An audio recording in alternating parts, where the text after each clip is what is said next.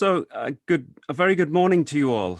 A very good afternoon to those of you joining us from the UK and Europe, and of course, a very good evening to colleagues joining us from India and Pakistan. My name is Arvind Mandair, and I'm a faculty member in the Department of Asian Languages and Cultures at the University of Michigan. So welcome to the first research webinar in Sikh and Punjab Studies. It's very heartwarming to see such a strong level of interest in this first event, especially as it was organized so late as December last year. People are still signing in, so I'm hoping that within 20 or 30 minutes, we should have a pretty decent audience. But I would like to get the event underway. I'm particularly thankful to our three speakers for responding so quickly to my invitation, and also to everybody else who is simply listening in today.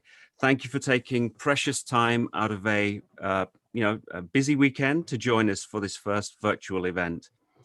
This webinar is supported by the Sikh Studies Endowment at the University of Michigan.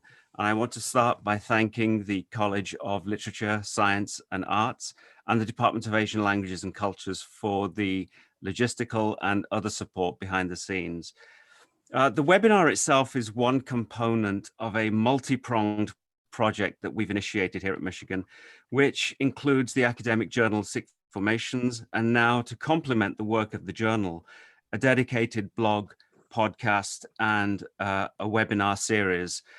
The project has three main objectives. Firstly, to connect established scholars and graduate students researching all areas of Sikh and Punjab studies across different disciplines and fields of studies. Secondly, to widen access to scholarly research in the field of Sikh and Punjab studies by making it available to the wider public. And we're also hoping to grow the community audience in these webinars. And we do indeed have a community audience joining us today as well, although it's mostly going to be local. And thirdly, the third objective is, where possible, we'd like to bring the voices of artists, journalists, and activists into conversation with the work of scholars. And I think this is something that you'll see in future webinars. Our plan is to hold 3 of these webinars each year, one in January, the next one in April, and the final one in September. And so they'll be happening each year. I'm happy to say that the 2021 lineup is pretty much complete, and I thank many of my colleagues who've helped me to put that together. But we'd very much welcome proposals for presentations in 2022 from graduate students, scholars, artists, and journalists. So today we have 3 excellent papers covering various aspects of the 20th century Punjab by Ian Talbot, Ilyas Chatter, and Gurharpal Singh. Again, I want to thank all of our speakers for agreeing to speak at relatively short notice. Before I introduce our first speaker, let me say something about the Q&A. In regards to Q&A, we'll be taking questions throughout the talk.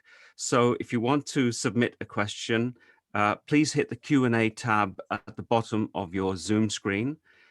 Please note that the chat function itself will be disabled throughout the talk. Otherwise, there's a tendency for that to get crowded.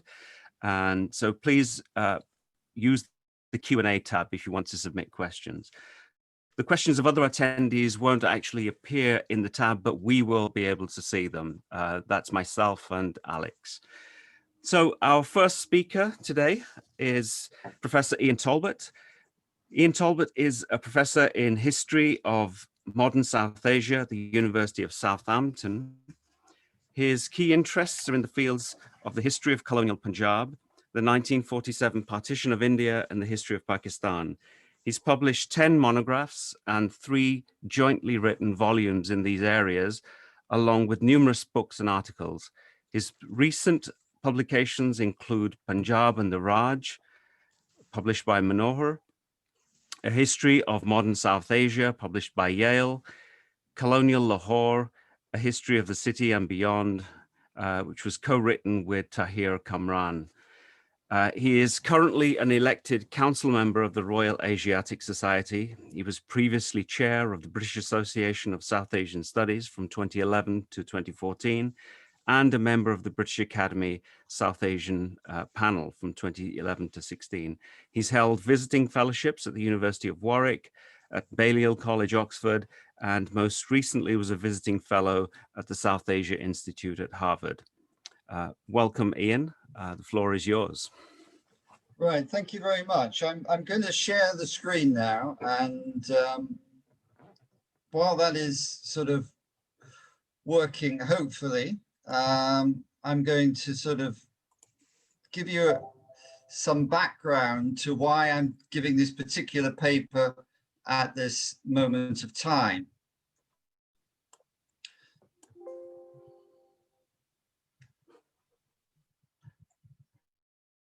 As you can see, the title is very much revisiting Punjab politics and the Unionist Party. And of course, my original research, going back to my PhD thesis, was on the growth of the Muslim League in the Punjab in the pre-partition decade.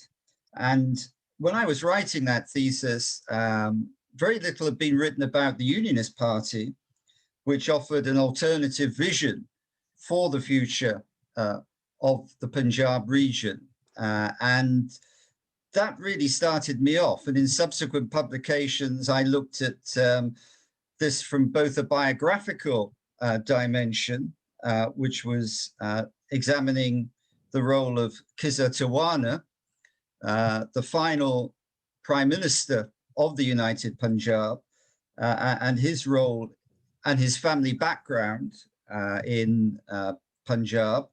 And I also developed, partly encouraged by Gurharpal, a more theoretical piece. I'm not trained as a political scientist, but in the 1990s, I was also looking at the Unionist Party as a model for what might be called consociational democracy. And Ian, if we could just stop really... you for Ian, if we could just stop you for a second, we can't see your screen. Could you share it? Oh, I thought it was being shared. Okay, hang on. I may have to come out and go back in again then, if that's the case.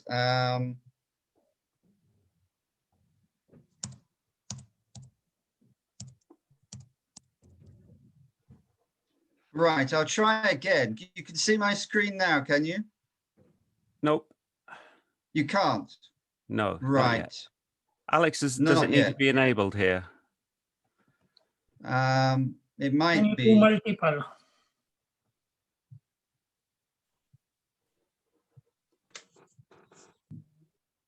I sent the PowerPoints, Arvind, to Alex. Perhaps if, as a contingency plan, if he can load those, I can then tell him when to move on through the PowerPoints. Would that be easy?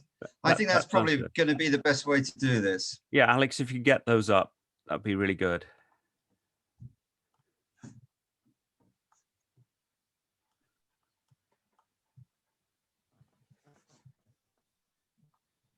There we go. We can see something now. Okay, good. Right. So just to reiterate what I was saying earlier, in case people were distracted by not being able to see the screen, I was talking about my engagement with the Unionist Party's development from my 1981 thesis through to the biography of Kizza Tawana, the final Prime Minister of the United Punjab, and also linking this in a little more with political science theory in terms of the notion of consociational democracy. The reason why I'm revisiting this now, as in main, because this will form the basis for a Festschrift submission to a book which is going to be brought out in the next year or two for Professor Francis Robinson, who of course was my thesis supervisor. So in that way, I wanted to look back at Punjabi unionism and see how things have moved on from my original contribution. I wonder, Alex, would you move the slide on one, please? Okay, so this is an overview of what I'm going to be talking about today. I'm going to be talking about the historiography of the Unionist Party in the 1980s, at the time that I was producing my work and thesis, and then some articles which came out in journals like the Journal of Imperial and Commonwealth History, and also, of course, my study on the 46 Punjab elections, which came out in Modern Asian Studies. So that's the 1980s historiography is the beginning of this. Then I'm going to talk very briefly about some of the subsequent work on the Unionist Party, how perhaps we might look at the Unionist Party in terms of comparative studies, which have emerged in the last 2 or 3 decades, looking at other areas of the subcontinent, particularly Bengal, but also studies of Muslim political mobilization in provinces like what was the Northwest Frontier province, Sindh, Sarah Ansari's work on Sindh, and seeing how our understanding of Punjab unionism might be broadened out. And then finally, I'm going to talk a little bit, as I said earlier, about the Unionist Party and consociationalism, this political science concept, which is really talking about the way in which a stable democracy in a state which has linguistic, ethnic, and religious cleavages, how a stable democracy may be maintained through elite accommodation.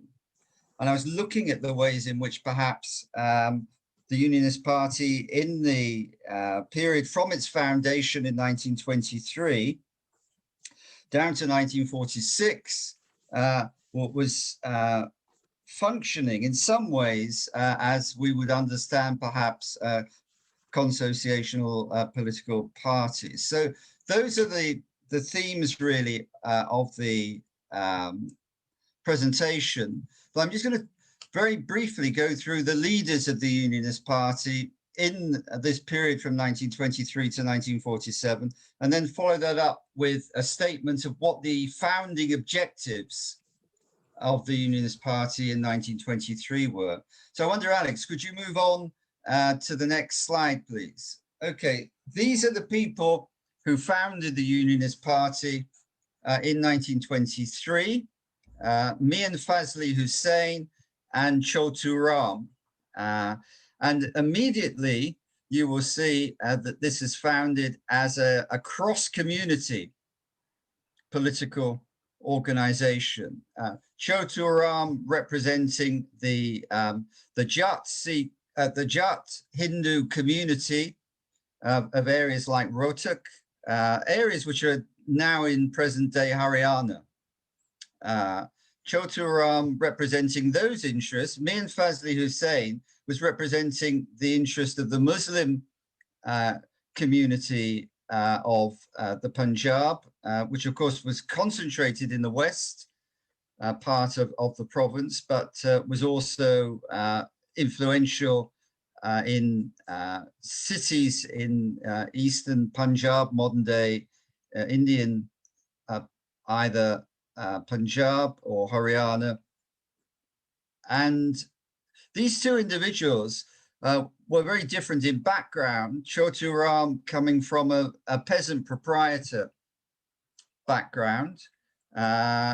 Although he was educated, he got an LLB from Agra College. That was due to a community philanthropist who helped him through education, whereas Mian Fazli Hussain came from a much more privileged background, Cambridge educated, called to the bar in London, and representing a more elite Muslim community. And yet these two individuals with these very different backgrounds saw opportunities following the introduction of diarchy, the system of devolved power in Indian provinces from 1919 onwards. They saw this as an opportunity to forward the interest of the communities which they represented. and that was the foundational objective of the Unionist Party. In fact, I will read out the 7 main objectives of the Unionist Party when it was founded. And you can draw out from those objectives where its political stances and where it's located vis-a-vis particularly Congress, but also to an extent the Muslim League. So the first objective was to attain dominion status by constitutional means, and both Chotu Ram and Mian Fazli Hussain, who started their careers in Congress, really split off from Congress in part because of the Gandhian non-cooperation movement and the Gandhian transformation of Congress. So attaining dominion status, but by constitutional means.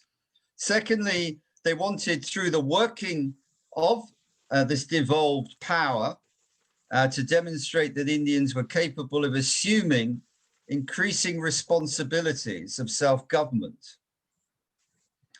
And both of them worked the possibility of the newly devolved administration to serve the interests of their community. And this brings us on to the third foundational objective of the Unionist Party, quote, to provide equal opportunities for all and to provide special government assistance to backward classes and rural areas. Mian Fazli Hussain understood backward classes as being the Muslim community of the Punjab, although in the majority, trailing behind the Hindu community in terms of education, representation in the professions coming out of that, and also, of course, in terms of until the foundation of the Unionist Party, really, what he saw as a political voice. Chotu Ram, of course, was talking about backward classes and rural areas in terms of raising the status of his Jat community. Fourthly, they wanted to secure a fair distribution of taxes between agricultural and urban areas. And this was part of what became a ruralist ideology, which cut across communal divides and to an extent undercut national Congress position in the Punjab as well. So this was important. The fourth point, to check exploitation of the economically backward classes by the dominant classes. And this was increasingly understood by Chotu Ram in the 1930s into the 1940s as curbing the Khatri, Aurora domination of commerce and the activities of moneylenders within the Punjab. The next point was to provide support for indigenous industry. That's an interesting element which is often left out of understandings of the Unionist Party, which is always just seen as being concerned with rural agrarian interests. And the final point is to encourage and undertake social measures such as literacy for wider groups within Punjab society. And this is an issue which Chotu Ram, particularly from his own peasant proprietor background, was committed to. And indeed, he established schools for his community. And finally, to suppress corruption. This is the other element of the Unionist Party objectives. And these objectives, which were set down in 1923, were more or less maintained throughout the period which the Unionists dominated Punjab politics from 1923, really down to the eve of independence and partition. Alex, can you just move on the next slide, please? Okay, this is Secunda Hayat, who succeeded Fazli Hussain as the leader of the Unionist Party in the period of provincial autonomy. Provincial autonomy followed the 1935 Government of India Act and gave more power to locally elected Indian representatives. And Sikandar, who of course came from a famous landowning family,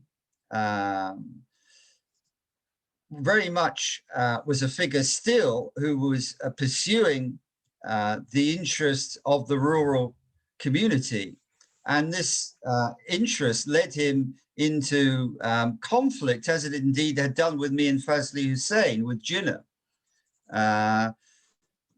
because they were seen by the All India Muslim League as putting forward interest of rural Muslims before a sense of religious identity and community. And the interest of rural Muslims were put forward as being similar to the interest of members of other rural communities, including, of course, not just the Hindu Jats who were part of the party, but also sections of the rural Sikh community who perhaps helped to support the Unionist government, although they weren't members of the coalition. Sikandar was involved in a pact with Jinnah in 1937, which is a matter of great controversy in historiography. I don't have time to go in the full details now, but it was seen by Sikandar as a means of him giving support to some of Jinnah's stances in all India politics, though there were clashes after the outbreak of the Second World War between how they would go forward in support of the British war effort. And Sikandar was very much wanting to totally support the British war effort with no strings attached. But also Sikandar's pact was to ensure there was a Muslim League hands-off in Punjab. So whilst nominally the Muslim members of the Unionist Party had a kind of allegiance to the Muslim League, they were Unionists, Muslim Unionists, first and foremost. And it was this pact which was later to become really controversial, because when Jinnah required support of the Punjab Muslims for his Pakistan demand, this became a very grating issue for him. Alex, could you move us on, please? Thanks. This is the final leader of the Unionist Party, Kizza Tiwana, from a very famous landowning family of the Shahpur district of Punjab. He is, of course, an even greater controversial figure in Pakistani historiography than me and Fazli Hussain or Sikandar, because, of course, it was Kizza who broke openly with Jinnah in 1944 over this issue of whether or not the pact with Sikandar meant that the Unionist Muslims were autonomous in Punjab affairs of the Muslim League. Kizza was the final Prime Minister of the United Punjab, and of course formed a government after the 1946 elections, even though Jinnah had defeated the party in those elections. But the rump of the Muslim Unionists under Kizza's leadership formed a government with the Akali Dal and also with Congress. And of course, it's this government which is very controversial within Pakistani historiography, because it's seen as being anti-Pakistan in its stance. Kizza, of course, was representing the idea still that Punjab had a different interest, perhaps, in terms of its local politics than that envisaged by Jinnah. And indeed, Kizza, as a representative of the martial castes, martial races of the Punjab, which had played a leading role in the British war effort, believed that perhaps ultimately Punjab might become an independent dominion and not have to be subsumed either into India or into Pakistan. He wasn't a great sort of political thinker. His unionism was much more based on pragmatic lines.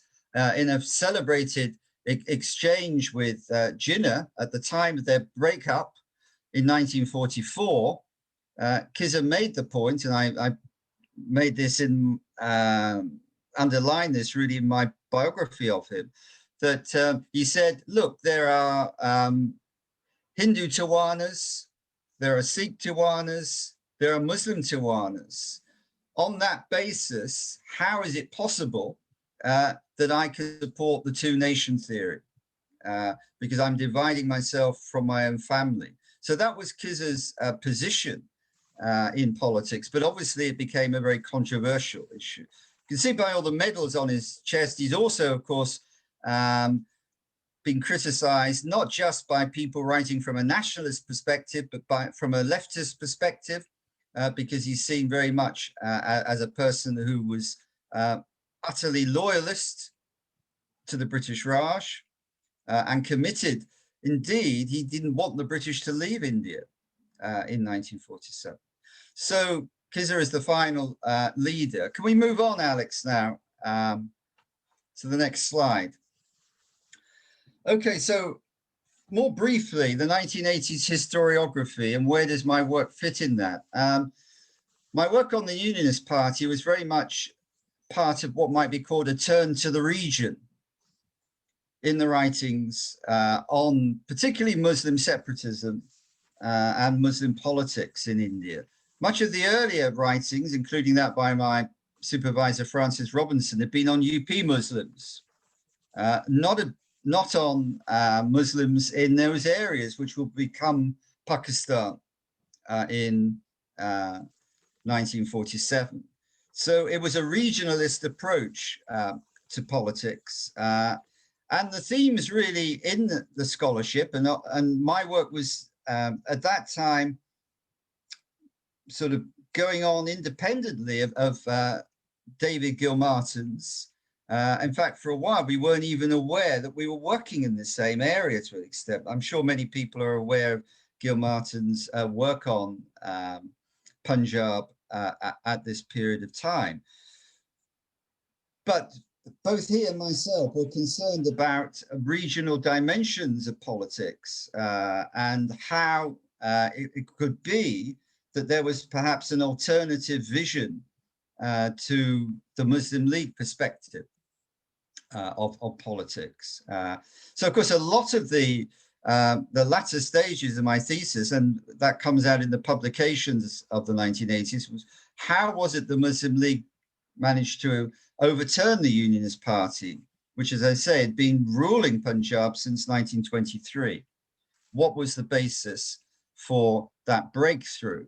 And in a way, of course, this has led into my later work on Pakistan history, which Arvind, you mentioned when you were introducing me, in the sense that one way of understanding elements of Pakistan history is to see the compromises which the Muslim League had to make in order to achieve a breakthrough in the Punjab region at the expense of the Unionist Party. They had to compromise in terms of winning the support of leading Baradari networks, even though in theory they were against Baradarism in politics. They had to involve the landowners, the feudal elites, people like Kizza. Although he stuck with the Unionist, other leading landed families, seeing the way in which things were changing in the All India dimension, began to shift their allegiances to the Muslim League. But these compromises that the Muslim League made, one could almost argue that whilst the Muslim League did overturn the Unionist Party in the 1946 elections, which made it much more credible, the Pakistan demand, although the Muslim League couldn't form a government in the Punjab. It never formed a government in the Punjab before the British left. Nonetheless, these compromises with feudal elites, with Baradri heads, in a way have maintained a patron-client system of politics in Punjab and in other areas of northwestern Pakistan, which it could be seen as impacting on the post-independence politics and development. And indeed, some people go as far as to say, undermine the consolidation of democracy. Okay, Alex, can we have the next slide, please? The post-1980s historiography, as I say, has set the Unionist Party experience in a wider context. And I think that that's important for revisiting the Punjab history. What it's done, I think, it has shown that regional parties thrived to an extent in the period of provincial autonomy and diarchy because of the fact that national issues were less important. The real power was held in the provinces. That's where the devolution was going on. The British were hanging on to power at the center for themselves. Key areas like foreign policy, defense, economic currency matters, all of these areas were still kept under British control, whereas firstly, under diarchy, local government was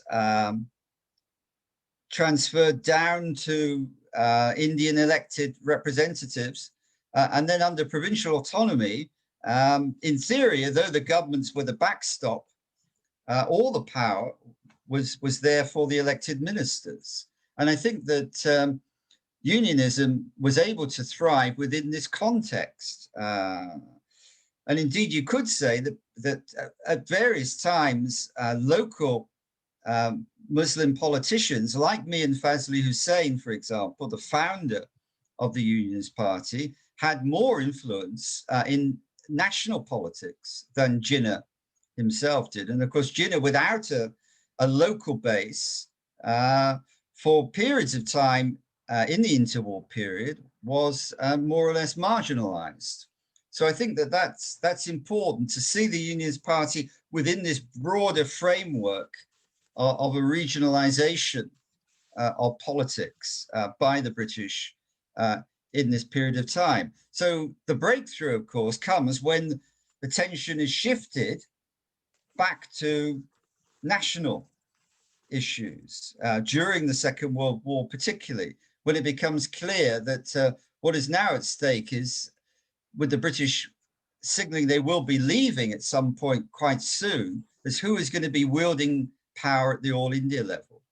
And in a way, of course, this moving back to the center establishes a process which goes quicker in some areas of India than others, where people with a more regional power base and a more regional perspective are sidelined. And indeed, politicians from this background may actually begin to be seen as a nuisance to the British, because the British are becoming more concerned with an all India agreement to safeguard their strategic and commercial interest after they leave. So the Unionists, I would say, probably within the Punjab context, though I haven't written about it, I'm sure people like Gurharpal would know more than myself, but the Akali Dal is also sidelined because the British are more concerned with doing an all India deal at the end. So this regionalization of politics is replaced by a new process, which is one that pushes to one side the interest perhaps of regional politics and of communities like the Sikhs, who are very much despite their military service and weightage coming from that, are still nonetheless seen from the British perspective as a regional issue when it comes to handing over power, not necessarily a national issue. Although the British officials within Punjab itself, perhaps not those in New Delhi, were always sympathetic both to unionism and to the Sikh community, right the way down to 1947. And the last British governor of the Punjab, Sir Evan Jenkins, still was sympathetic to the unionist cause, and indeed had sympathy for a Sikh interest within Punjab as well. So I think comparative insights could be drawn from scholarship looking in depth at what's happening in the Sikh community and how their interests are articulated in the period of regionalization of politics, and how perhaps their interests are pushed more to one side in that period when all the emphasis is on an all India agreement between the British and more so with the Congress even than the Muslim League. Can we move on to the next slide, Alex, please? Okay, I want to spend the last few minutes just talking about the consociational democracy. This may be something which is not familiar to a lot of the audience.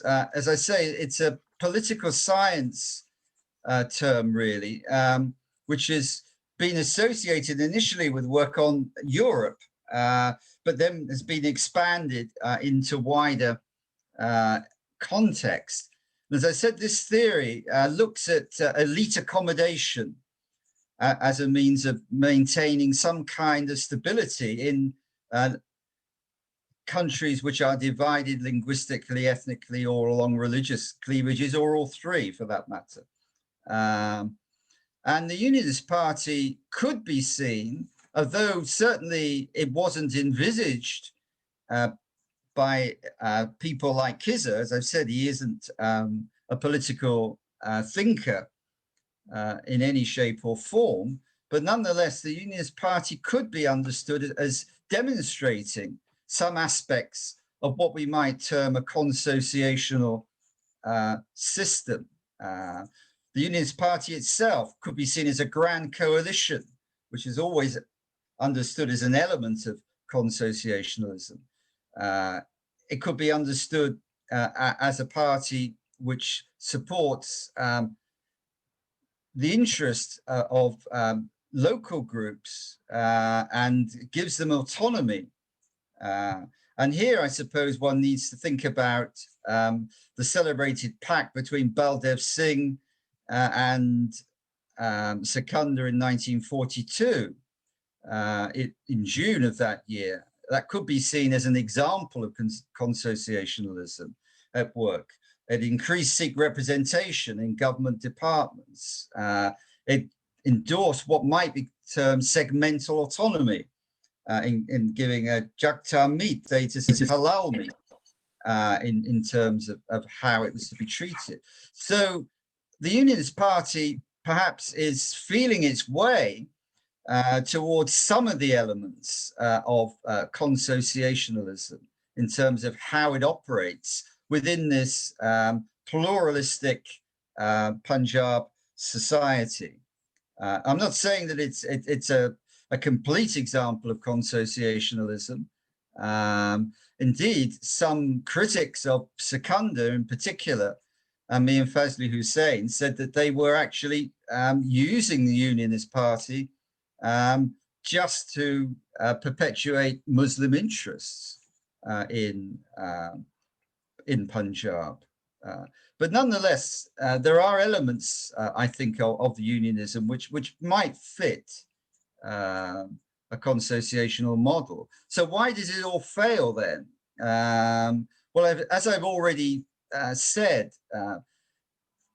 the failure of Punjabi unionism could be looked at two levels. At a grassroots level, in terms of the undermining of support for cross-community cooperation, but it could also be seen in the top-down approach, in that the British, who have set up this system of regional politics and encouraged its working in Punjab, begin to dismantle it as decolonization gets nearer, because of the fact that it's no longer serving necessarily the interest that they want. Now they're looking to accommodating national level politicians, national level interests, rather than regional interests. So in other words, the colonial context helps a quasi-consociational system to come into being,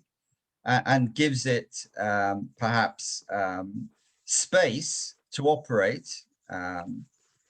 But on the other hand, at the end of colonial rule, it takes that space away, and then, in a sense, ensures the context in which this quasi-consociational system is overwhelmed by influences from outside of Punjab, but also to an extent from within it as well. And those articles I wrote in the 1980s were certainly not set in the context of consociationalism, but the details that they give on the impact of the Second World War on Punjab politics, the ways in which the Second World War undermined the agriculturalist, ruralist approach of the Unionist Party, the ways in which towards the end of the Second World War in particular, the British began at the All India level to pay much less attention to the interests of the Unionist Party, although they still had their supporters amongst British officials within Punjab itself. So by the end of British rule, you could argue that it was politicians who could align their interests with British needs for an all India settlement. Politicians who could align their interests with those British needs for an all India settlement that gained influence. And what I would call the composing of local and regional communal differences became secondary. And I think that that's the point really in which I want to finish. But I hope this provokes some questions to follow. Thank you, Ian. That's very informative indeed. While we're waiting for questions to come in, maybe you could take a breather as well, but maybe the panelists, if I could invite Ilyas and Gurharpal to maybe come in and start the discussion, and then we can wait to see if questions come in and as they come in. So if you need to submit a question, please submit on the Q&A tab at the bottom of your screen. Okay. Shall I ask? Yes, absolutely, Gurharpal. Yes, go on. Yeah. No, I mean, I haven't got a question. It's more of a suggestion that I think you're perhaps being a bit too harsh on yourself to say that you know, this power consociationalism is essentially power sharing in divided societies, and you probably are being too censorious in saying that it was a colonial construction and it fell apart with colonialism departure. Whereas if you actually look at Punjabi society and Punjabi regionalism, power sharing is the only thing that is actually logically and reasonably suitable in a modern democratic society. And in fact, in my paper, I will also, to some extent, argue this is that the refusal to recognize some consociational principles in the Constitution then forces the Akali Dal to the option of seeking a Punjabi-speaking state.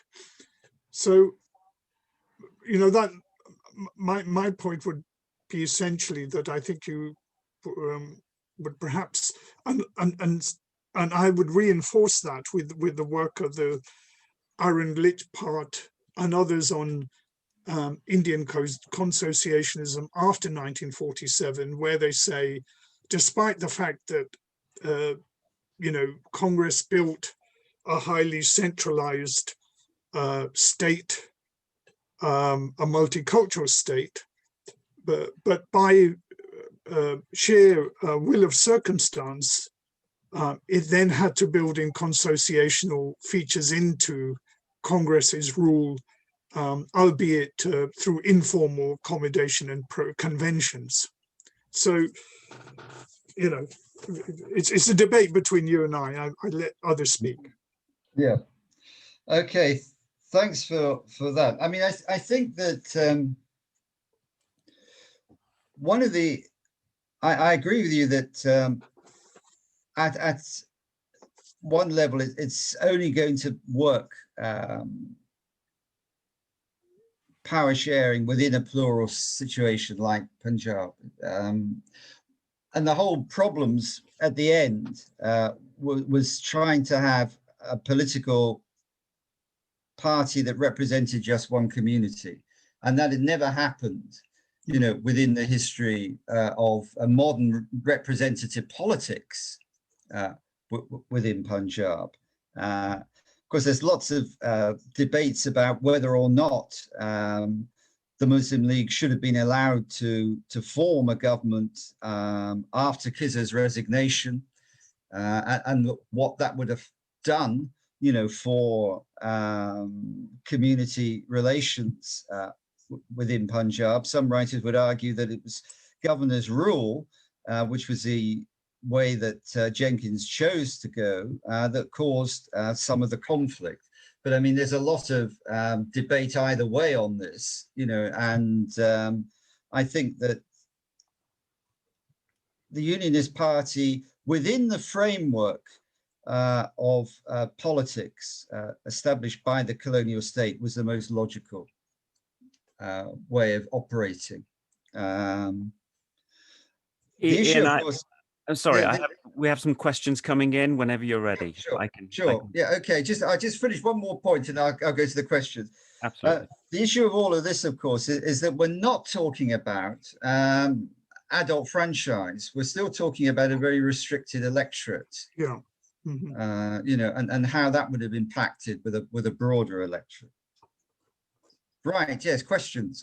Okay, we have 4 that have come in, so I'm going to read them, and you can give quick answers, I guess, to each of them.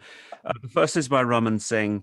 It was interesting that you pointed out the coalition of rural communities through the Unionist Party. Do you see any parallels today with the farmers' protests, rural versus all of India interests? I think that there may be, well, some parallels to today. I mean, I'm not an expert on the farmers' movement, but I think that the rural interest cannot be sort of overridden within the context of Punjab. It still is a rural society to a large extent. And in a way, there are conflicts between rural interests and all India interests. Just as there were, I think, in 1946, 47.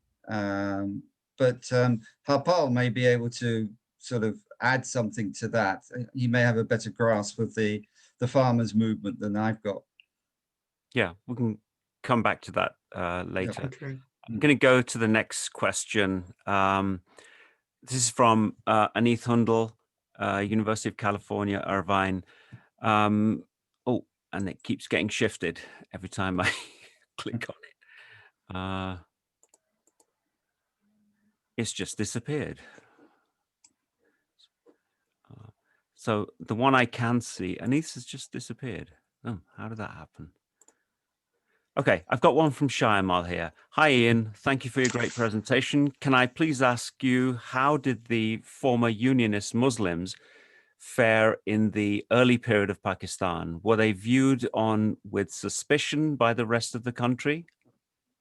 That's an interesting question. I mean, some of the it depends when they left the Unionist Party and the circumstances in which they left it. Because some were jumping to the Muslim League from 1945 onwards after the Simla Conference. Others stuck with it. I mean, as far as Kizza was concerned, he was portrayed very much during the latter stages of his time in office as a traitor. And he was never comfortable in Pakistan thereafter. He never took any role in politics. He's lived quite a long time in the United States and indeed died in California. So that in a way, I think that his sort of position was very much jeopardized by maintaining his unionist stance to the end. There are others who made more of a transition into the Muslim League, because as I think I tried to say in the presentation, unionism was defeated, but patron-client politics, which lay at the heart, particularly of the Muslim wing of the Unionist Party, just continued after 1947, and Craig Baxter has produced a very famous book in 1974 looking at the conflict between what he called the Punjabi feudalist and the PPP at that time, and saying that the same families who've been sort of securing an election, as unionists in the interwar period, were still active in politics in the 1970s. So that there are these differences in terms of how much one was identified, I think, as an opponent of the Muslim League. But obviously any unionist, former unionist, could be used against them in local politics, and was on occasion. I don't know if that answers the question, but I think that's great, Ian. I've retrieved Anith's question, so here it is.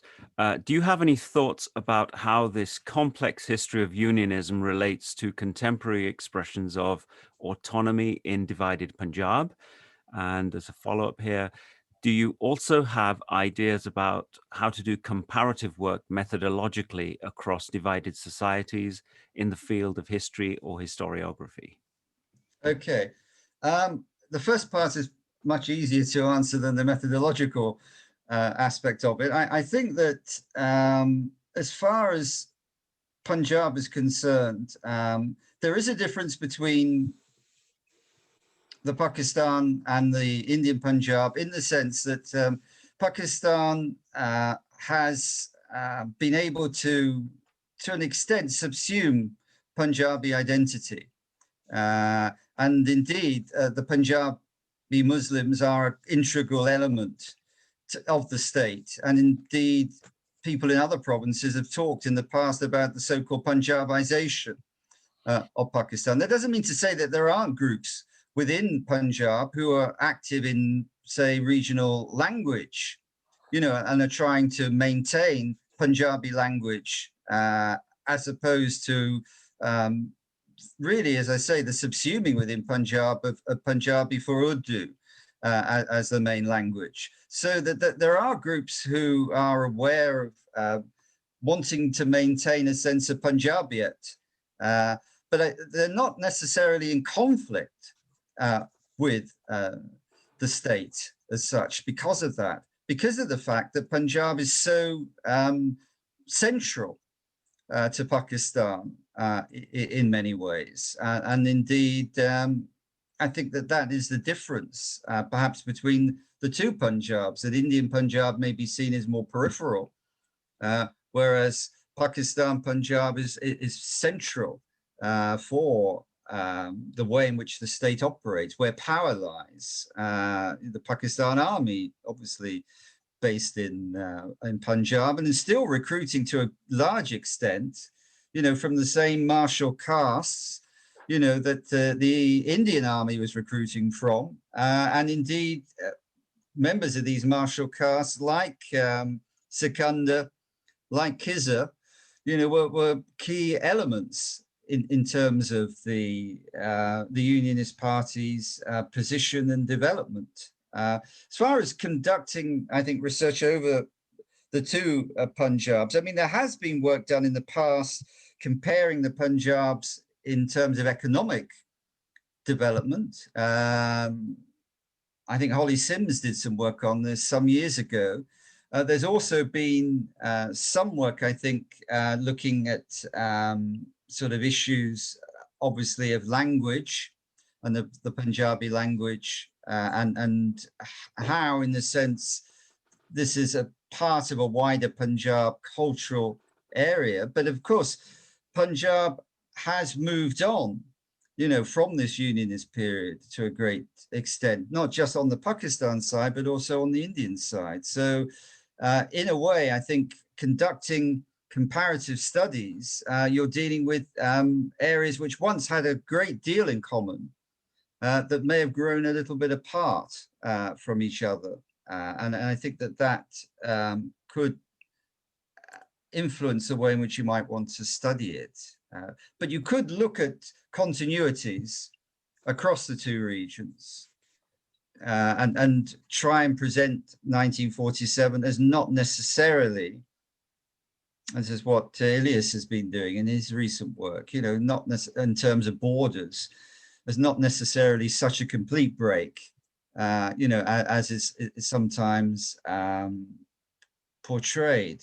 The other element, of course, I think of Punjab post-1947, in terms of studying it, is the Punjabization of Pakistan. Can you compare that with the Punjabization of Delhi in India? That would be an interesting area to examine, I think. Yeah, those are interesting issues. I have one question here from Brabjat Jutla. The question is, how did urban elites respond to the dominance of the Unionist Party in Punjab before the war?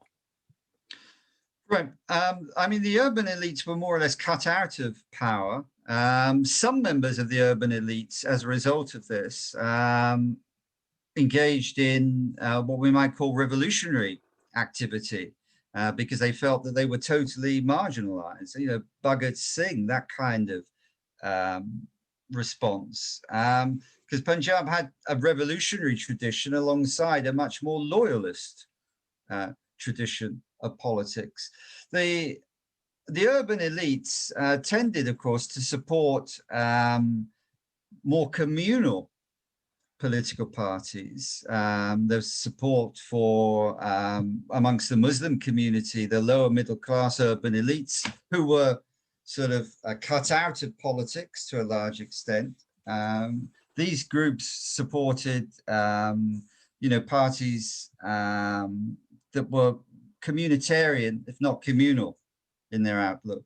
A Haksar movement would be one possibility. The Ahars would be another that they supported. As far as the urban Hindu population was concerned, I think that there was a split between their support for the Mahasabha and Congress. The problem for Congress was it was competing with the Mahasabha for the same support. Congress in Punjab was pretty marginal because it didn't have a great rural base. And it was identified with the very groups that Chotu Ram attacked so much, the commercial caste. So Congress did try and defend those castes by criticizing the Unionist Party and indeed saying that some of its measures were communal and that they were there primarily just to benefit the Muslims, although there was this smokescreen of a cross-community sort of presence.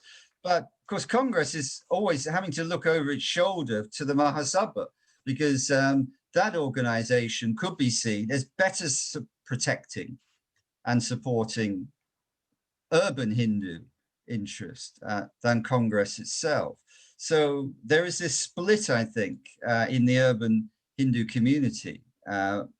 because of its inability, to really see itself as part of unionism, which is just the Jat, Hindu Jat basis, and its economic interests are in conflict. And as far as the Muslim communities are concerned, just to finish quickly, I think that some of them, of course, do support Muslim League. Some of them support more communal organizations and attack the Unionist Party for being perhaps too close to the British. That was always a charge that could be leveled at the Unionist Party, that really this is a sort of stooge set up, for the British and the British imperial interests. Ian, there's a follow-up question to that from Professor Tahir Mahmood. The question is, what is your take on the point that the British deliberately created urban-rural divide? And we'll make the last question. Yeah, I mean, the urban-rural divide, of course, comes back to the 1900 Alienation of Land Act and its designation of certain communities who could not permanently acquire land in the rural areas as non-agriculturalists, and the agriculturalists who were to be protected by this measure was the other group. Now, whether this, I don't think this was necessarily a deliberate divide and rule strategy, although it could be seen by some people as that, pitting agriculturalists against non-agriculturalists. But I think ultimately it was rooted in the fact that too much land moving out of agriculturalist hands into absentee owners was seen from the British colonial perspective as undermining stability, rural stability, in a region which, because of the military recruitment and because of its agricultural importance, was needed to be stable. So I don't think it was necessarily a Machiavellian move to sideline Congress and Muslim League, by encouraging this agriculturalist interest. More, it was a need for stability in the rural areas. And of course, people acted as agriculturalists and ruralists because they did have real interests. And this is the other factor in this. It wasn't all a set-up job. The Unionist Party wasn't just a set-up job by the British. There were real material interests that were binding together people from across different communities. So that would be my answer to Tahir's question. Right. There is one very last question, which I'm going to give to you here, and you may want to actually push it on to Gurharpal if you want, but I will do. it's an anonymous question. Did Sikh leadership at the time want a separate Sikh nation as Jinnah wanted a separate nation for his community? I mean, obviously, Gurharpal is studying this in far more depth than I am. What I would say only is that I think that that might have been the last resort, and in terms of the leadership's position. Perhaps I'm sort of trailing on his ground too much here, but I think that it wasn't in the Sikh community's interest to have a partition of Punjab, because they would lose the most by it. There might be a reorganization of Punjab. There might be a unified Punjab within a different sort of political framework, either of India or even of Pakistan for that matter. But a separate nation, I think, was a late response to these really profound challenges, which the community faced in terms of what was going to happen, to their economic interests, to their sacred space, as a result of a possible partition of the region. But I'm handing it over on that point. Okay, do you want me to respond to that or leave it until my paper? If you want, you could leave it to your paper. You could leave it if you like. You don't have to. Yeah. I mean, I just confirm what Ian said, is that the idea of a Sikh nation state was a default option, not the preferred option at any point in the politics of the Sikh leadership between 1940 to 47. And if they did call for it, it was with a great deal of reluctance. And it never has been the preferred option of Sikh political leadership in the politics of the Sikhs in the 20th century. Okay. Thank you. That was a fascinating talk and discussion. Thank you so much, Ian. I wish we could show our appreciation in a more tangible form, but thank you very much indeed. Thank you. I'm going to suggest that we take a 3-minute break to let people just grab a drink of water or a cup of tea or something. So if we could be back in about 4 or 5 minutes, we'll start the next session, if that's okay. Yeah. It can be very tiring just sitting in one space, but I'll see you back in about 4 minutes, folks.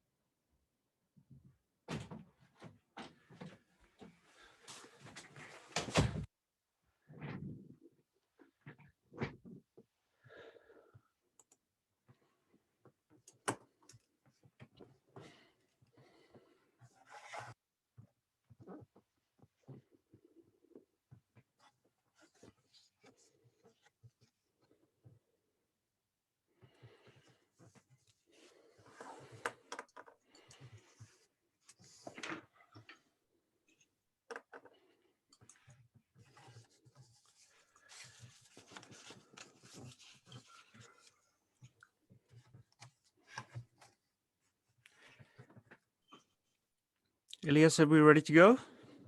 Hey, can you see my screen? Yes, we can see your Oh. screen. That will be great. Yeah, thanks. Yeah, we can. Great.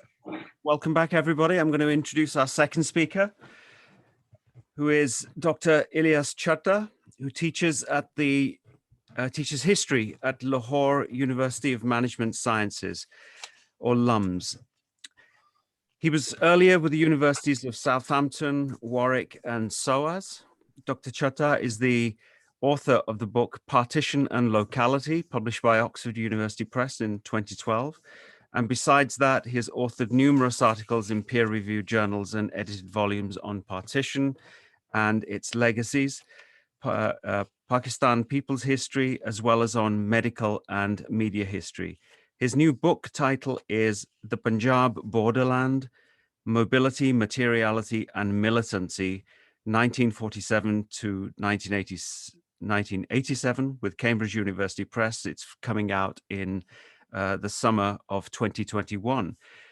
He's the author of many other articles. His title of his presentation is Border Cities, Partition and Contraband Trades Between Lahore and Amritsar. Dr. Ilyas Chatter. Thank you very much, Arvind, giving me a chance to share some of my work, and especially with the two heavyweight authorities on Punjab studies. So that's really grateful to you. Oh, and as the screen showed, the topic show basically is a partition and contraband trade between Lahore and Amritsar. It's not only basically between smuggling or informal economy or contraband. I also much more argue like it was continuity after partition, long time after partition was continuity rather than most of partition study, as Ian also gave clue. Is generally perceived after the partition in 1947, there was much stop and close off. But what I'm arguing here and what I will be showing you in next few slides, the partitions in a sort of trades or social mobility, materiality, it was continue quite long after Radcliffe Award. So what basically, just to give you a clue what kind of questions I will be really addressing. First of all, what type of illicit movement was good and how extensive was this?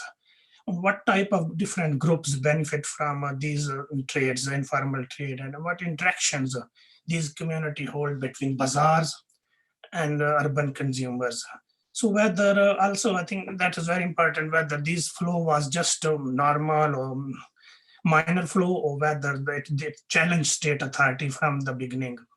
And also what these wider prospects, what these commodity or mobility, materiality, or these all practice light chain on early Pakistan states.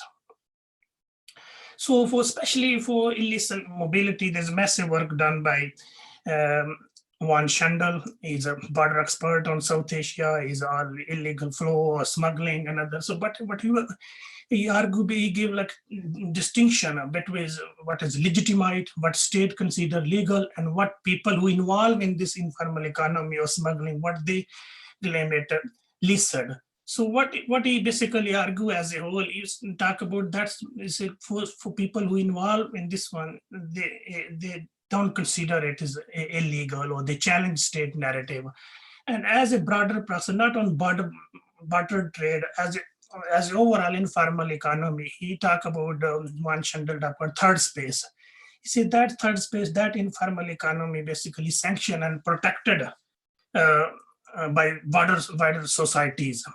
So, and also, I think that's the last one is also important. He also talk about urban consumer, that only not the borderlander, the people involved in borderland and border develop, they're involved in informal economy. They say the urban consumer who basically buy that product, their role is very crucial. He called them another borderlander because the sustainability of this smuggling or informal economy is much more rely on them.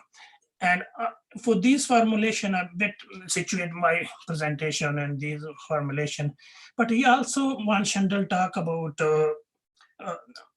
life cycle of borders, and especially focus on Bengal borders.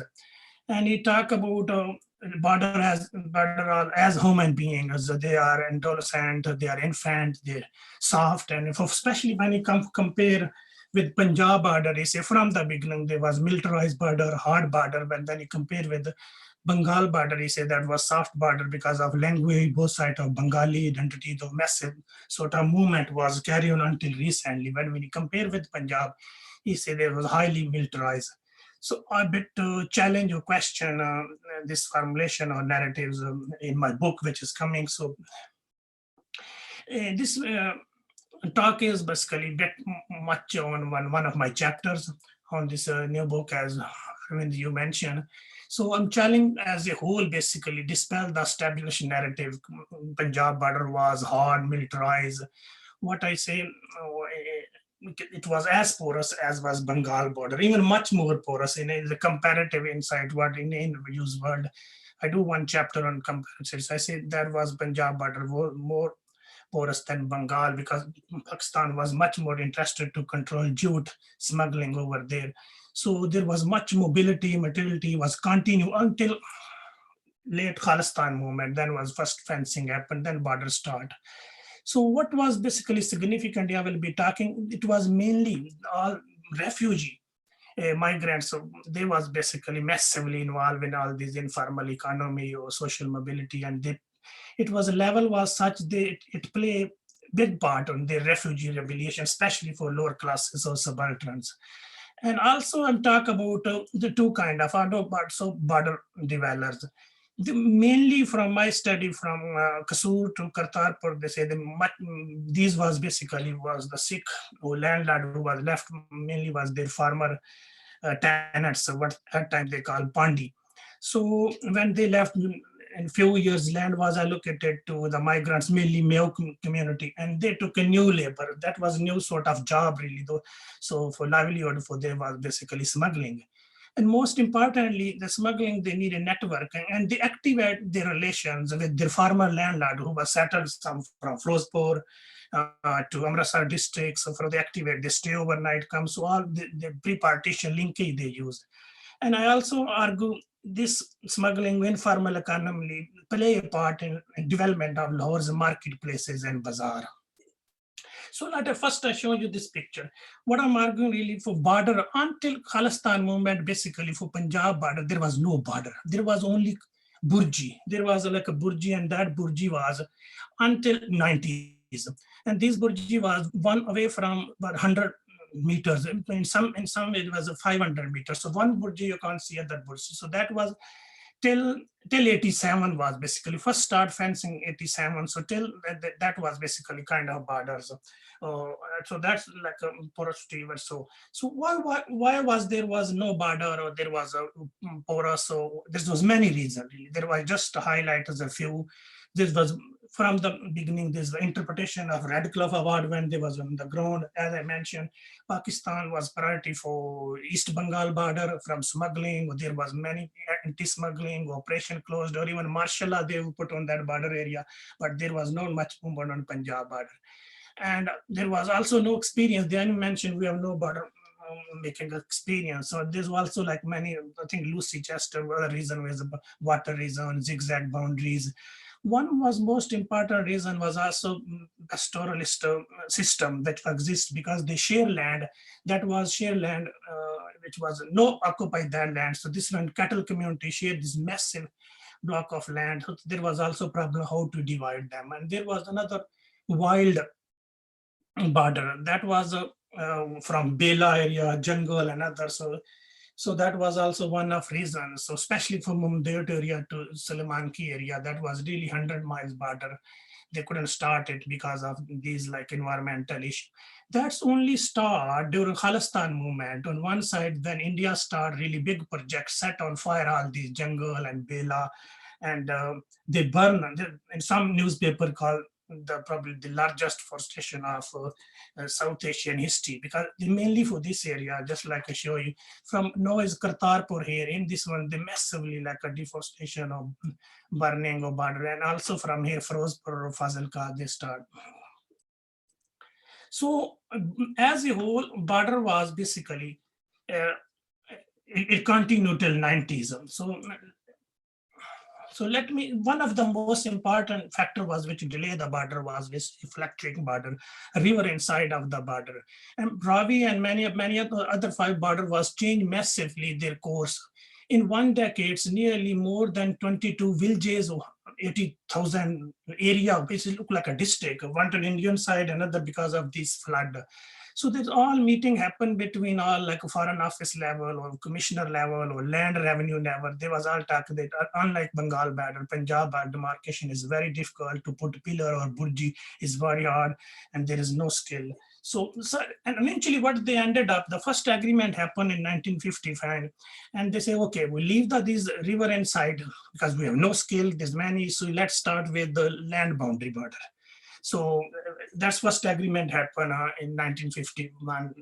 And because Pakistan was quite delaying it, different tech use, always linked with East Bengal. There was Indian one feature put on, there must be that agreement must be ratified by the parliament. Indian did immediately, but Pakistan never did. And Pakistan again fabricated many reasons, another, and eventually they again link with the demarcation of Punjab because massive smuggling, their figures, because the economy is down because of all this smuggling. It was nearly after 1 year when was all these like Pakistan giving different reasons. Nehru wrote a letter to the Pakistani Prime Minister, and in very strongly word letter, is 2-page letter really, I just put some.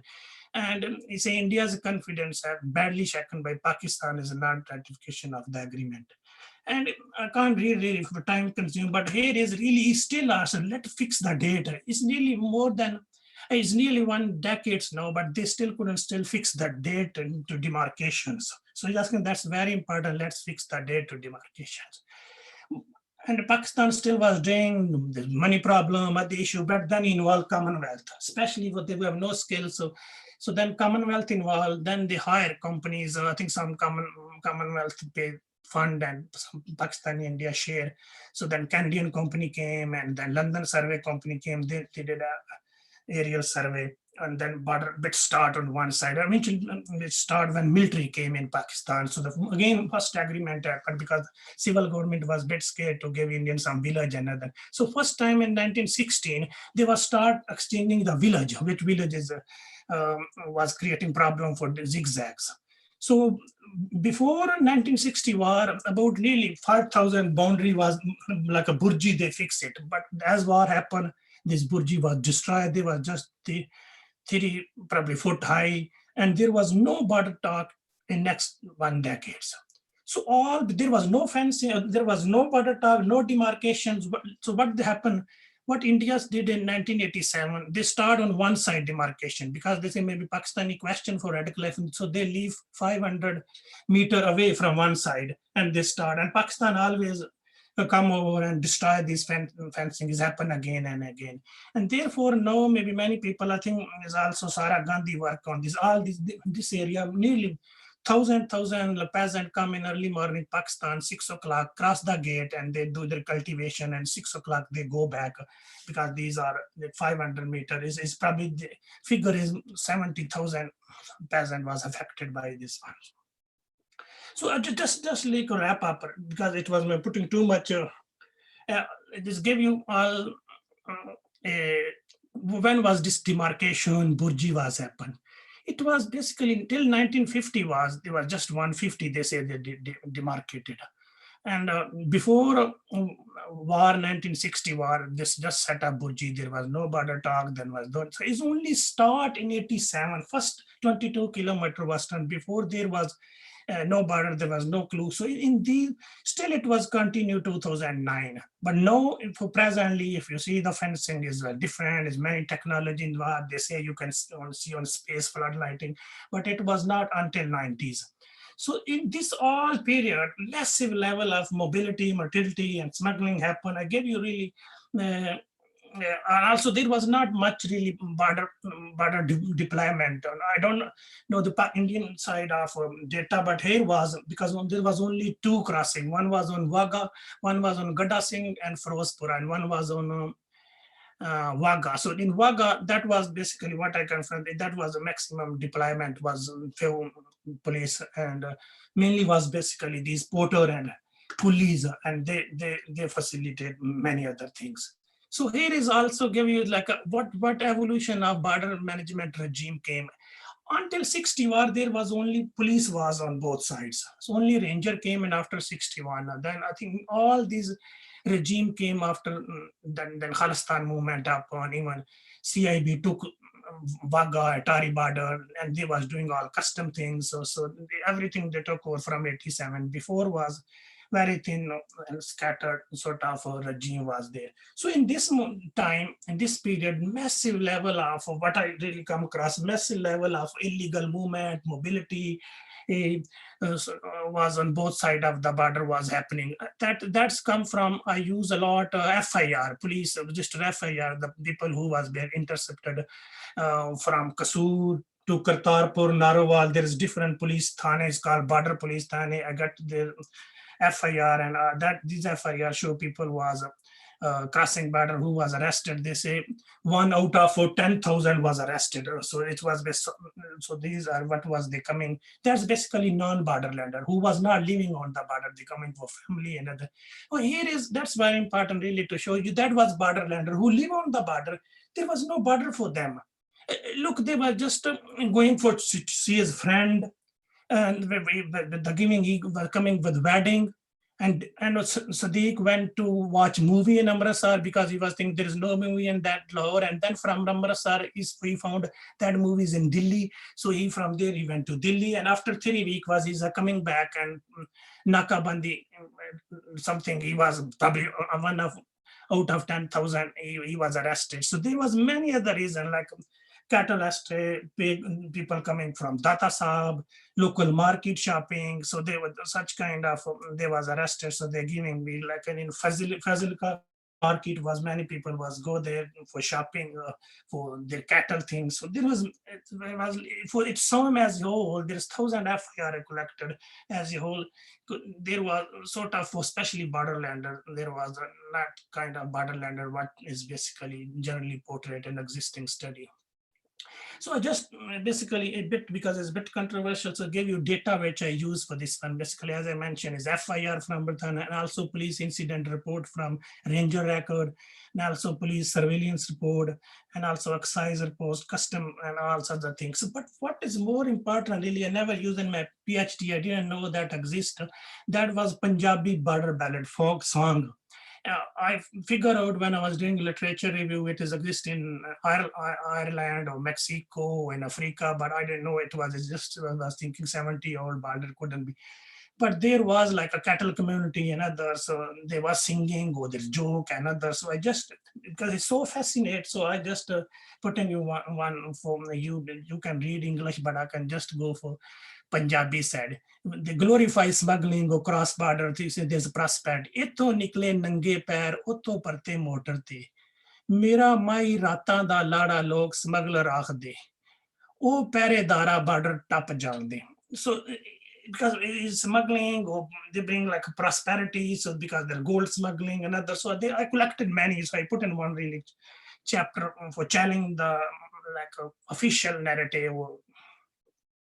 So here is like a come to 10 minutes more on what is basically actual presentation. I was in twin city, Lahore and Amritsar, in as Arvind mentioned his book, in massive work on all these divided city on twin city. So he talk about how they was twin city was interacted with economics, educations, kinship network. So in star work they were built on from Main's work, and in probably wouldn't mind, he was also my supervisor PhD, and also he read my present work, so kind enough. And also Paul Nugent, he's massively working on border cities from Mexico to Africa to Irish. So he said sometime border, if you even divide them, they don't turn back each other. So they work. So that's I really, for my data, I also show like a linkage between two cities was persistent long time after partition. And smuggling especially became very economic, and it exceeded to the official trade rather than, so I just gave you a figure for official trade first. That was basically official trade was happening between India and Pakistan. It was probably really only once and never went far away from 100 million. So there was no, as I mentioned, from 65 to there was no border talk, there was no relation between them. So all stopped. In this period, basically, the smuggling informal convoys were far more than these officials. So what kind of, so here is like a few just There's many reports. For these report I counted, cited in my work, but I gave you for a couple of smuggling across the border has become a sort of organized operation. When 3 tahsil of like Patti, Kalra, and same were transferred to Amritsar, and once was exchange of goods between these two close family network, now became a large-scale smuggling. So smuggling, also say it was a business like a manner was used by donkey, horse, or also through transport, power transport was used.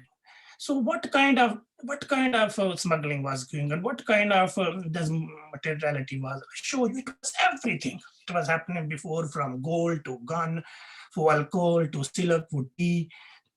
So it is depend on what timing. From early 40s was 1940 was cloth and pawn is happened.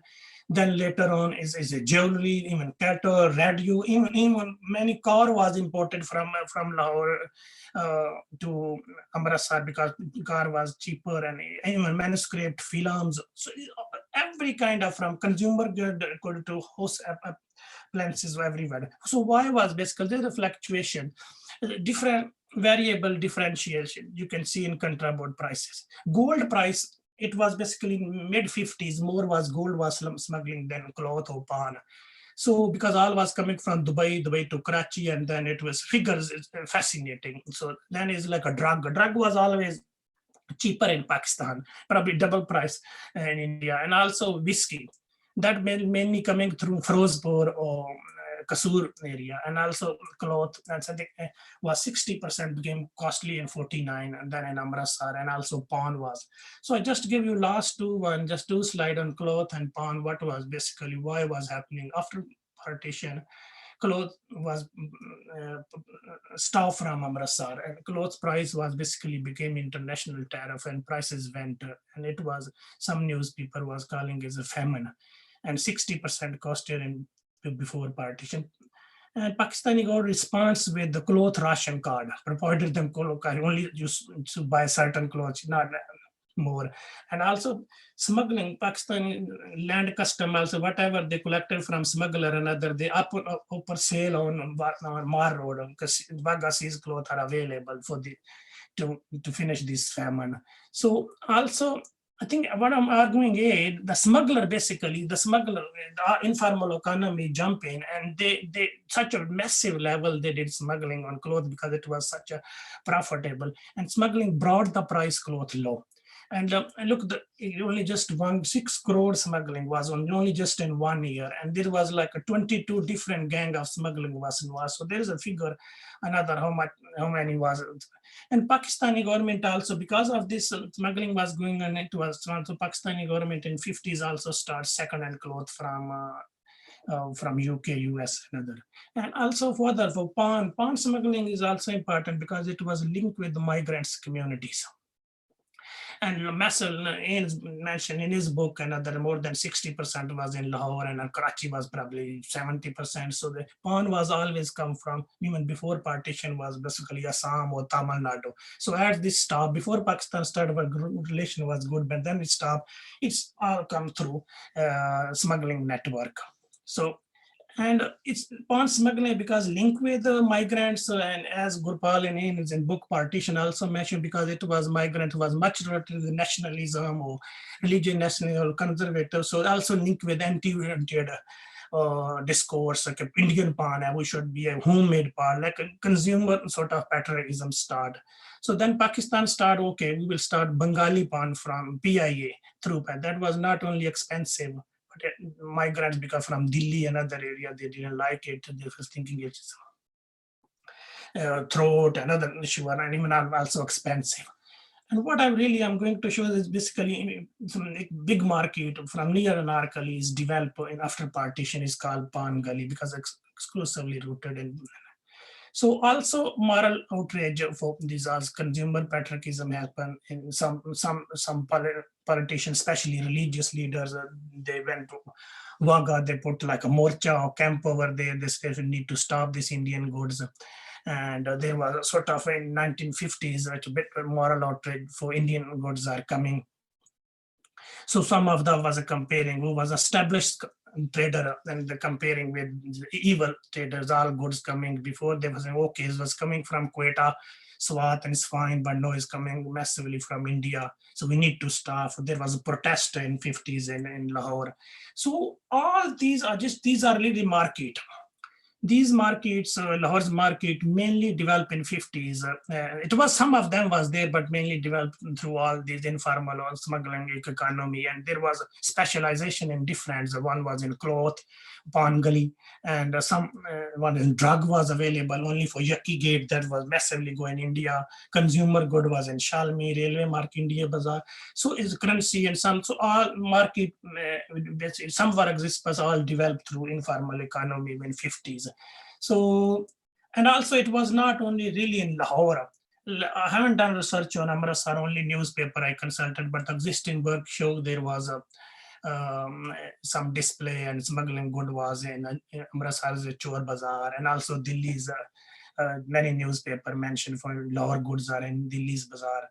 And it was not only really for borderland city or others, but it was also for Sargodha Indian market developed. There was cloth, and also Gujranwala, another many cities there was Indian after 50s has happened. So I just one focus on bit on Lahore's Pan Gully still exists there. It's exclusively Indian goods are there. It's locally also called Indian goods there. That was basically where you business start in formal economy. That was a sort of economic hub or economic institution where you learn network, informal economy, cross-border network. So some of I developed some of commercial biography of some Lahore's trader come from Delhi or Amritsar, how they became tycoons and later on merged malls and area. Even for recently there was one died on 10th January. I wrote it for BBC's obituary, how he was such a, probably became 10th richest man in Pakistan, and even he contributed to smuggle Pakistan is this locally perception smuggle of Pakistan is nuclear and scientist to somewhere. So how for it start from Pan Gully and then is, so it's mainly migrants on Upland. Here is it still exists here. I took picture this few years back from Pan Gully. Pan Gully is only stuff is for Indian stuff is there, from Pan to Sari to Dabdail and others. So it's also like a Fair and Lovely. Fair and Lovely everywhere, but Indian Fair and Lovely is only available in here. So it's related to Vatika oil, Ambla oil. So it was basically for all was available through it's in the 70s onward through media and others. So it was linked with not only for subaltern or low class, because especially product like a pineapple shampoo and imported, that was linked with lifestyle, class and fashions. So it was not only lower society was involved, but also like upper society. And also I think, Tahir Kamran's book Colonial, or they also mentioned like in period, these people are middle class or upper class was shopping in Anarkali. So that's also give you a clue. These all informal economy was not like a subaltern project. So who was involved basically? Who was basically in forefront? It was basically two migrants and borderlanders. Migrants was basically pre-partition link was massively in Lahore and Amritsar was, and there was consumerism was basically they like Indian goods, whether it was clothing or whether it was pan or cosmetic. And also the borderlander, they usually work as a pandi, they work as a per journey they was paid. They was sponsored by financier in Lahore. So they know the local knowledge of landscape and others, and they activate basically their relation with former landlord and they stay overnight, come so they massively. And just one case study I show you is for migrants, one family I interviewed, they monopolized, but they have 40 shops in Pan Gully, and they was moved in 47, then they kept this relation active and he continue massively. These are cross-border trade till Kargil conflict, and he was saying it's depend on timing when sometimes is Fair and Lovely is good, something is a drug is, so it's all depend. But this my interview also tell you with massive data which I collecting from police FIR, people who was arrested in 50s and 60s. And because it mentioned in there, because in FIR, they definitely mentioned their home, what kind of contraband and what place. So most of name for these FIR who was arrested was basically coming from two names of migrants or border dwellers. Here is also more, it's just like give you a clue what kind of good was coming or what kind of people was involved. Is mainly for migrants and borderlanders, but in 50s, mid 50s, pattern change from consumer good to mainly gold demand was India was high, price was double. So it shifted to Delhi rather than Amritsar to Firozpura. So also and that's that gold smuggler, the gold seas at Wagah. So one Sarafa community, Pakistan's big Sarafa, new elite emerged in 50s.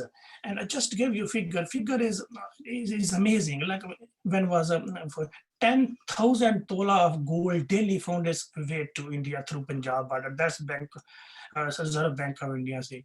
And in 58, when Pakistan took martial law, so they 100,000 tola just in 2 weeks, they really arrested, and 400 billion smuggler from Lahore. So they all have a link with, because here is, I show you, is they are all in here have the link, which cross border link. That's very important. There also show partition was not 47, another is continue in different level.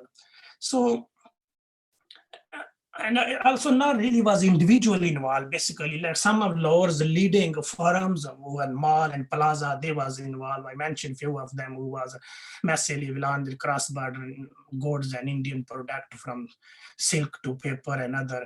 And also same time, Ayub Khan and took over, and he used as anti-military, as a weaponry against rivals, especially industrial tycoons, and he used all these anti-Indian stuff, and some of them basically just targeted. And what I'm really arguing here, the contraband informal economy play crucial part in consumer revolutions in 1950s. And also they defy the consumer patriotism that was basically through the cheaper stuff from India, and they brought down the prices. So also, that's also important, is border institution was able to, the most of border institution who was on the Wagah and other was, so they was quite lenient to especially consumer goods. So the smuggling economy play important role in Lahore's marketplaces. So also, as I'm just concluding now, so Lahore's migrant play important role, and also not for informal economy, but their upward economic mobility. They was, as mentioned, for Unionist party. This also smuggling system was based on brotherly, solidarity, and the Semitic cooperation trust network, because you need a secrecy. So all profit was basically afterward reinvested in timber market, real estate business, film sectors. So some tycoon move from transformation Pan Gully into the main other malls in Upper. They created opportunity for many people, especially for subaltern and others. So that is social mobility happened. And for last, because that all where they ended up, that's very important, bit controversial, but I'm thankful to Professor Gurbal, who read then my chapter and gave me very good feedback to mile down and these things. All these smuggling system, which was exist 47 to until 87, basically state took over. They institutionalized this smuggling system through the Khalistan movement happened, and there was supporting Khalistan movement, and then all weapons and drugs. They made a list all the who was a seasoned smuggler.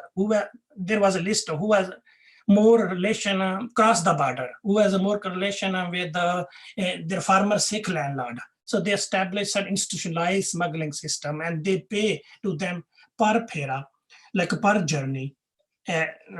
Between 2000 and other. And very important here is when I asked question to Arvind and Ian was, well, really, what the strike to me in here, we're talking about like that present Kisan movement is happening here. Trolley and tractor was here very important. Who had cross border and here had a trolley and tractor, he was more paid. Because the weapons was going through, then you needed transport. So all was from one side and borderland and other side, the trolley and tractor role was very crucial. I mentioned that, but I didn't know for this Kisan movement, it just became so important. So, and all what I'm talking to, its state section project has happened, and they I'll show you really like some pictures. That's Wagah border list for both sides, which was one Pakistani side village is near to other side of village. So they make a list for 1,000 village. And here is very important. Thanks God you can't read this one, it's in Urdu. But here is it. What is the village name? How far is from 0 point? And who was a border village headman?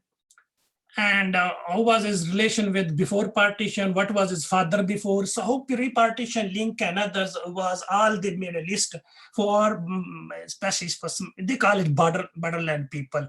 And also how much they was allocated weapons to move during Khalistan movement, and how much money was paid is also in this list have happened. So that's just one page. That was basically 100 page for all these villages and other happen and just conclude now. So as also really Ian mentioned, like many border studies are saying, okay, 47 is border is closed, completely closed, but I'm saying it was not. Continuity persistent after long partition, after long time, whether it was through everyday economy, livelihood, or mobility. And also dispels the border was closed or militarized. It was not until 19 Khalistan movement, at least. And there was no sensitive zone. Maybe some side of section border happened in Kashmir side, but it was not as a whole sensitive zone. Border people was active, they massively involved in all these. The economy, they was more rich, well off than central Punjab peasant. And there was much opportunity for them.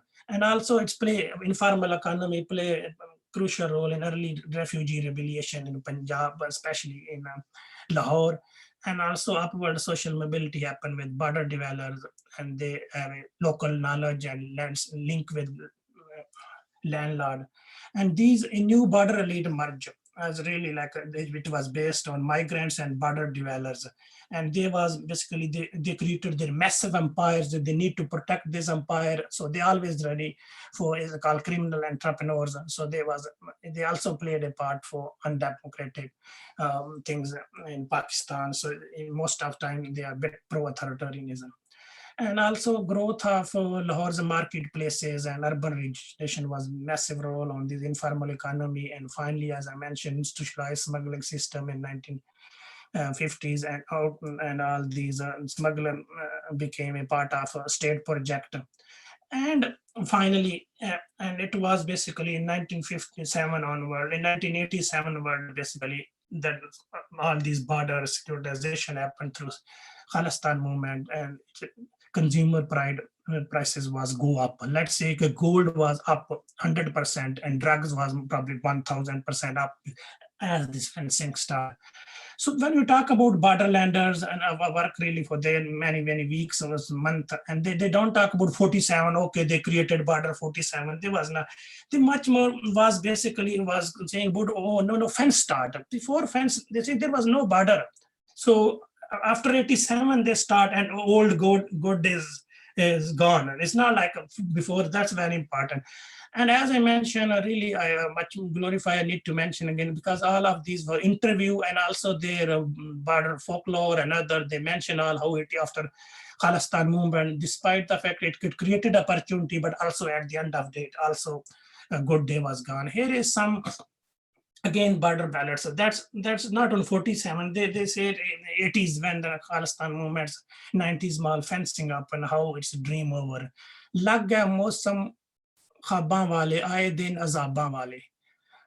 Even I can't hear. Gam de neze de vich jud gaya, jusse dukh de dhup vich sad gaya, sare chole khali ho gaye, lut gaye anj swali ho gaya. Last one.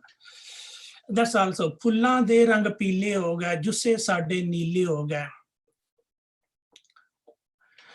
I can leave. I can just read last one. गम दा पंगा गल विच पाया वेले सानू चोर बनाया किन्नू दसिए किधर जाइए पिछले वेले मोड़ ले आइए. Thank you very much. Thank you, Ilyas. That was an amazing amount of detail. There's like 3 papers in there rather than just one. So yeah, that's absolutely great. We have a number of questions that have already come in, and I'm going to get to them straight away. If you want to just grab a drink of water while I'm... Yes, I got really well. 45 minutes, but Yeah, no, that's great. Your first question is from Muhammad Zuman.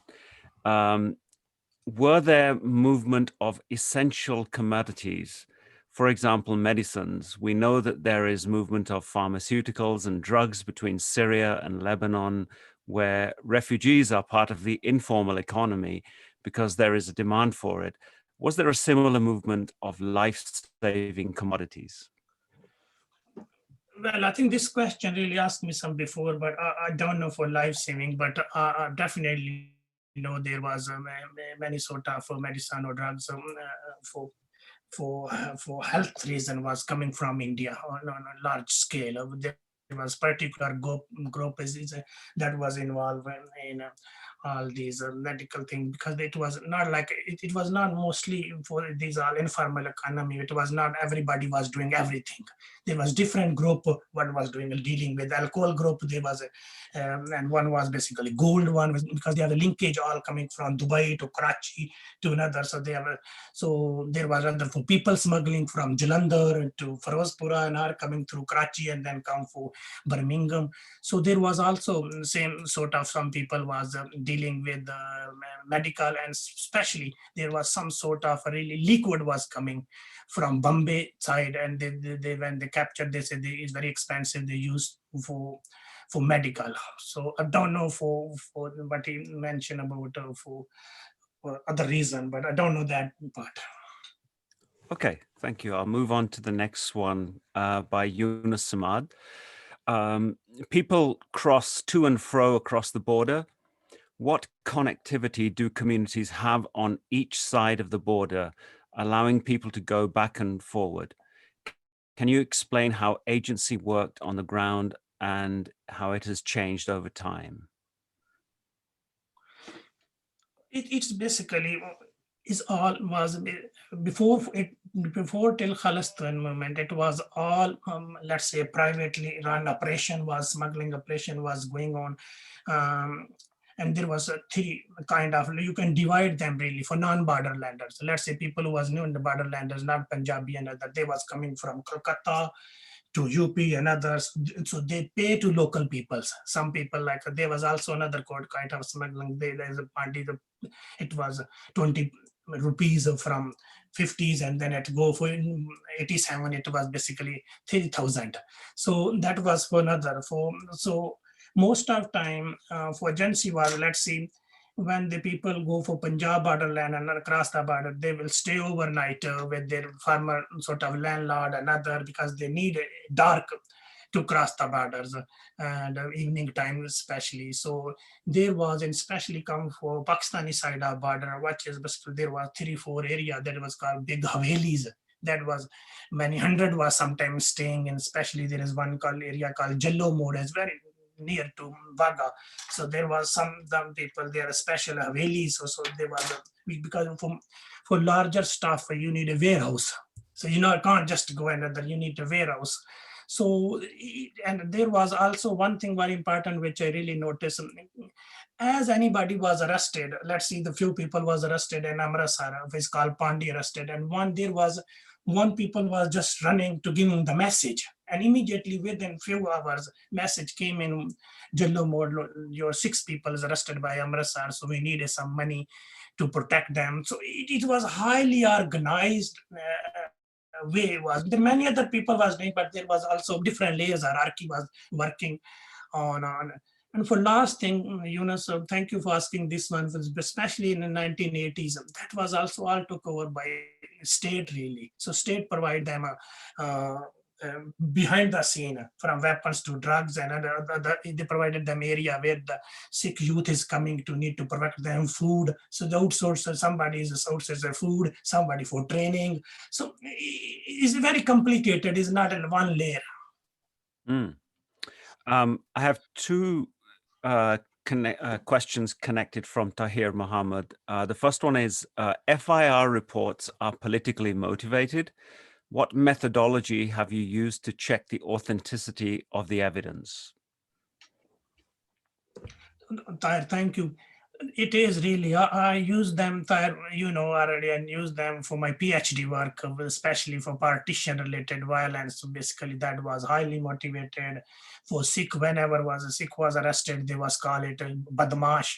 And when was a Muslim, so they was for let's see if you come for post partition for these smuggling operations. So they still call them. Let's see, for most of like a Sikh was arrested in 50s it was not basically calling them less spying. They called them many criminal was arrested. He was a criminal, badmash. So anti-state activities involved. So there are such kind of things that. But afterward, after 1960 war, who was coming for smuggling? Was smuggler? Was badmash? That's narrative in even FIR change. They became much more Indian spy. Oh, so I'm fully aware that thing who was basically that narrative was shifting. But as I mentioned, really, I quoted more my border ballads or folklore or interview. That's much more my focus on anthropology and an interview and along with FIR. Okay. And the second part of Tahir's question was, how much is this typical to this particular border? Isn't this also true for the Pakistan-Afghanistan border? Don't know really tired for Afghanistan. Many people really working on. I went through for their work. The people who did, I think Afghan border there is similarity and difference. Similarity in that sense, they same speak same language, same as Punjabi, same speak like so there is porous. They come back and they protect each other's. So food consumptions, all these smugglings happen, and I think it's quite recently what happened in Pakistani Punjab side border in 90s. They start fencing, and now Pakistani project is start for last few years. They start this fencing. I came to know really for news a couple of days before from Dawn, 80% that fencing is complete. And all this fencing, what really struck to me is state who is more bit strong, that fences is their project. For Indian Pakistani side, Pakistan was always against the fencing. And even they destroy many time. And Pakistan, even their international United Nations was involved. They asked him for pay for something. 20%, Pakistan didn't pay a single penny. So all fencing project was Indian project from Kashmir to Rajasthan, and same from let's see for Afghanistan is all Pakistani paying, is from Iran side another, they're not interested. So you can compare, but I think for smuggling side is Afghanistan probably more and more coming, all these drug from oil and all these cars and safari. I think is everywhere's newspaper. A question from Gurharpal Singh. It's about the ballads. He says, fascinating presentation and discussion. Has anybody collected these border ballads? And the second question is, how might a researcher living far from the border have access to this poetry and song? That's a really very important question, which really I use a lot of data from rangers for secret reports, for intelligence, CID, FIR. But what more fascinated me for these border ballots? Until recently, when my third year, I didn't know the border ballot exists. Only one really I interview recently got for cattle for somewhere at Suleiman. He started singing that things. And then I came to know, then I contacted different people who work in Punjabi or poetry or literature, and I contacted many people. And some of them really mentioned there is a border ballot. And that border ballot, what they really say to me is much more our link, sort of, it's not like, maybe not, it's not, it's sort of the price Hazrat Muhammad in that sense, not. So one is not here, and at the same time they sing sort of that border belt is parallel sort of things. And it's, I collected some really. I collected some. I personally say they might be exist from, I don't know, from Rajasthan to, I collected from Kasur, Had Suleiman to Bit till Narowal. And it's probably enough for my project, but they are exist, and it's very scattered, very fragmented. So you have to also give to some Punjabi shire to get it, make you for more, because one sentence somewhere, and but so I think they're very fragmented, but they are exist. But I was also saying, I was fascinated from Irish to other. I read this one, but I didn't know for Punjabi. But please, if you need them, I got some. I put in my book as a lecture. So they are fascinated. I put with Gurmukhi and Sukhmukhi. So all this translation we did this one. So it will be good. Yeah, that would be really fascinating. That'd be great. So I have a question from Surjit Singh Gill. Thank you, Ilyas, for sharing your paper. Does fencing or has fencing helped or stopped smuggling?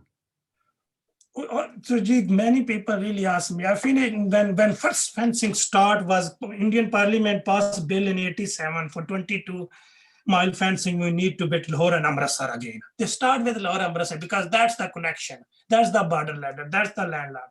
That's the basically. They say some of Sikh from across the border who was farmer land, they own the transport, and that transport basically is big problem. The farmer Sikh who from other side of Agra, because they come in a transport business, so they use their all transport business. So first fencing basically start '87. I start now.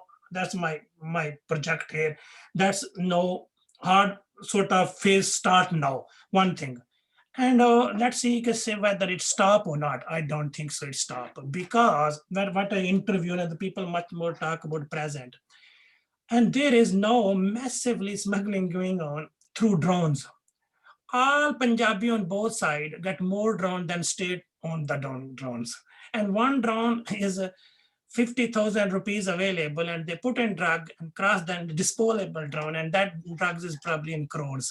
So from Kartarpur to from Kasur, I know 100 of people own the drones. And also last year, Pakistani government shoot, probably they say they were showing in television, we captured 800 drones from India spying. They was taking something pictures, but they're showing like with spy on the master narrative. Basically, that was basically again used for drug for individual level, but Pakistani TV and show for narrative, master narrative again was. So it's still going on really for it's not stop. Okay, we have one, I think this is maybe the last question because we're running out of time, but this is from an anonymous attendee, although it looks as if it's somebody from our local community here. Do you ever see a time when Amritsar and Lahore could be truly sister cities where people can travel as we do between Detroit and Windsor in Canada? I think illegally was till 1887. So everybody was going there. Another if you scare, okay, I'm from central Punjab, I don't know for Lalpur, I need to go there, I don't know how to cross border, maybe hard from television, borders are hard. So you simply need to pay something 10 pound to one local pandi. So he asks you for 20 people coming. And it is not like individual, there's people with family, for the kids. One FIR where say we was 25 people, all the no better people are all these was people in the crossing for the cattle and others. So I personally say it was quite carry on without much disturbance till 90s, till then fencing start really. So for officially 1952 basically they start all these visa regime. And there was 1950, it was so complicated until late 50s, there was 8 kind of visa was available. So you need which visa, B or C, another, you only need to visit Lahore, you can't go Nankana Sahib, you can't go Karachi. So city visa you will be giving. You need to, for certain visa, you need to go Jalandhar. For there is Pakistan Deputy Commissioner, Deputy Consular sitting. So it was so complicated. And even price was probably from the beginning, they put 5 rupees in 52. So so I think, I'm much more working on because Wazir Zamindar already done a lot about this visa regime and all these migration restriction, vacuum properties. I'm much more on informal crossing mobility or materiality. Okay, great. Thank you very much, Ilyas. That was a fascinating presentation. We're going to take just a 4-minute break again, folks. Just let everybody take a breather, grab some tea, water, whatever, and come back. So let's start the last session. Well, we'll be talking about the Indian Constitution and the Sikhs, and we'll do that in about 4 minutes. Okay.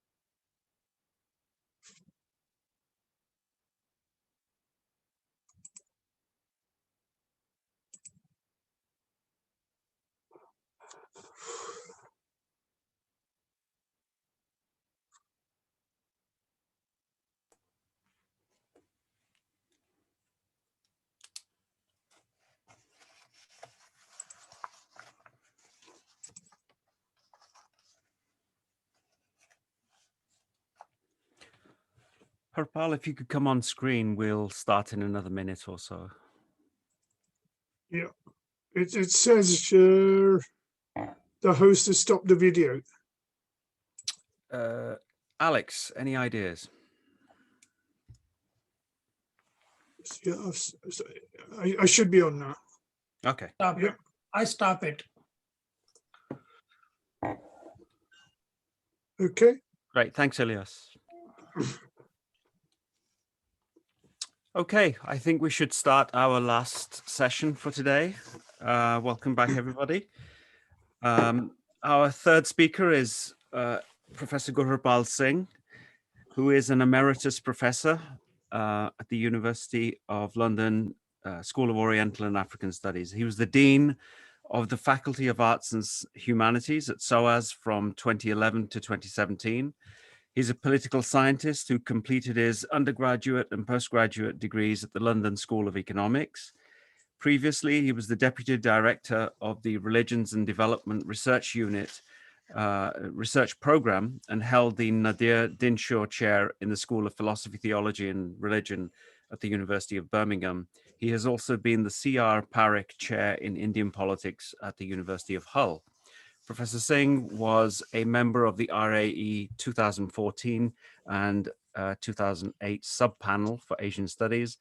He was a member of the commissioning panel of the AHRC and ESRC Religion and Society Research Program and of the Commonwealth Scholarship Commission from 2002 to 2007. Gurharpal's paper today is called The Making of the Indian Constitution and the Sikhs, a Preliminary Analysis. Over to you, Gurharpal. Thank you, Arvind. I want to begin by saying that what I'm engaged in at the moment is preliminary work. So this is not clearly thought out and fully publishable research. So I'm in part I'm speaking aloud. It's related to two projects. The first one is a history or analysis of Sikh nationalism since the late 19th century. And the second one is a project that I'm currently doing on the partition of India and the Sikhs. The two, of course, are intimately related. The impact of the partition on the Sikh community and indeed on nation and state formation in India and Pakistan cannot be underestimated. So this paper, in a sense, focuses on the immediate aftermath of partition and how the community began to grapple with constitution making and begins to unpack some of the issues which were present in the process of transfer of power and before, of which Ian has spoken at length, and what came afterwards. So generally, I think, and speaking here very broadly, there are three approaches to the study of the Indian Constitution. The first is, I would classify as that by historians who have essentially focused on, what happened and the main characters and the story of the writing of the Constitution. Secondly, there are the constitutional specialists and lawyers who have analyzed the Constitution both for its legal and constitutional dimensions, but also have tried to place it in a comparative context. Finally, I'm probably familiar, the work that I'm probably familiar with most here in the West is that which situates the Indian constitution in the frameworks of normative political theory, and tries, particularly with the issue of minorities, to situate the debate about minorities within political theory relating to diversity, group rights, and multiculturalism. The approach I'm taking here is slightly different. It's one that I've used in my own work elsewhere, and that is essentially historical sociology. I'm looking at the process in the long frame, but also with reference to social and political factors. So, and I'm looking at the constitution making, or what I want to do rather, is to begin to analyze and look at how the constitution making process impacted on the Sikhs and how the Sikhs articulated their concerns, and how these concerns were similar to and also slightly different from the concerns of other minorities, religious minorities like Muslims, Christians, Buddhists, and Jains, and caste minorities like the Untouchables. So this is a tentative analysis, and in this talk I will look at focus on four things: the Sikh demands and constitution making before 1947, and the process of constitution making itself, some reflections on the arguments made by Sikh representatives in the Constituent Assembly, and finally a few points about the long-term consequences of the constitutional settlement for Sikhs and other minorities. I'm conscious of the fact that we have a leading jurist with us here in Professor Tahir Mahmood. So I do not claim to be a lawyer, and please forgive me if I make any errors of interpretation and judgment.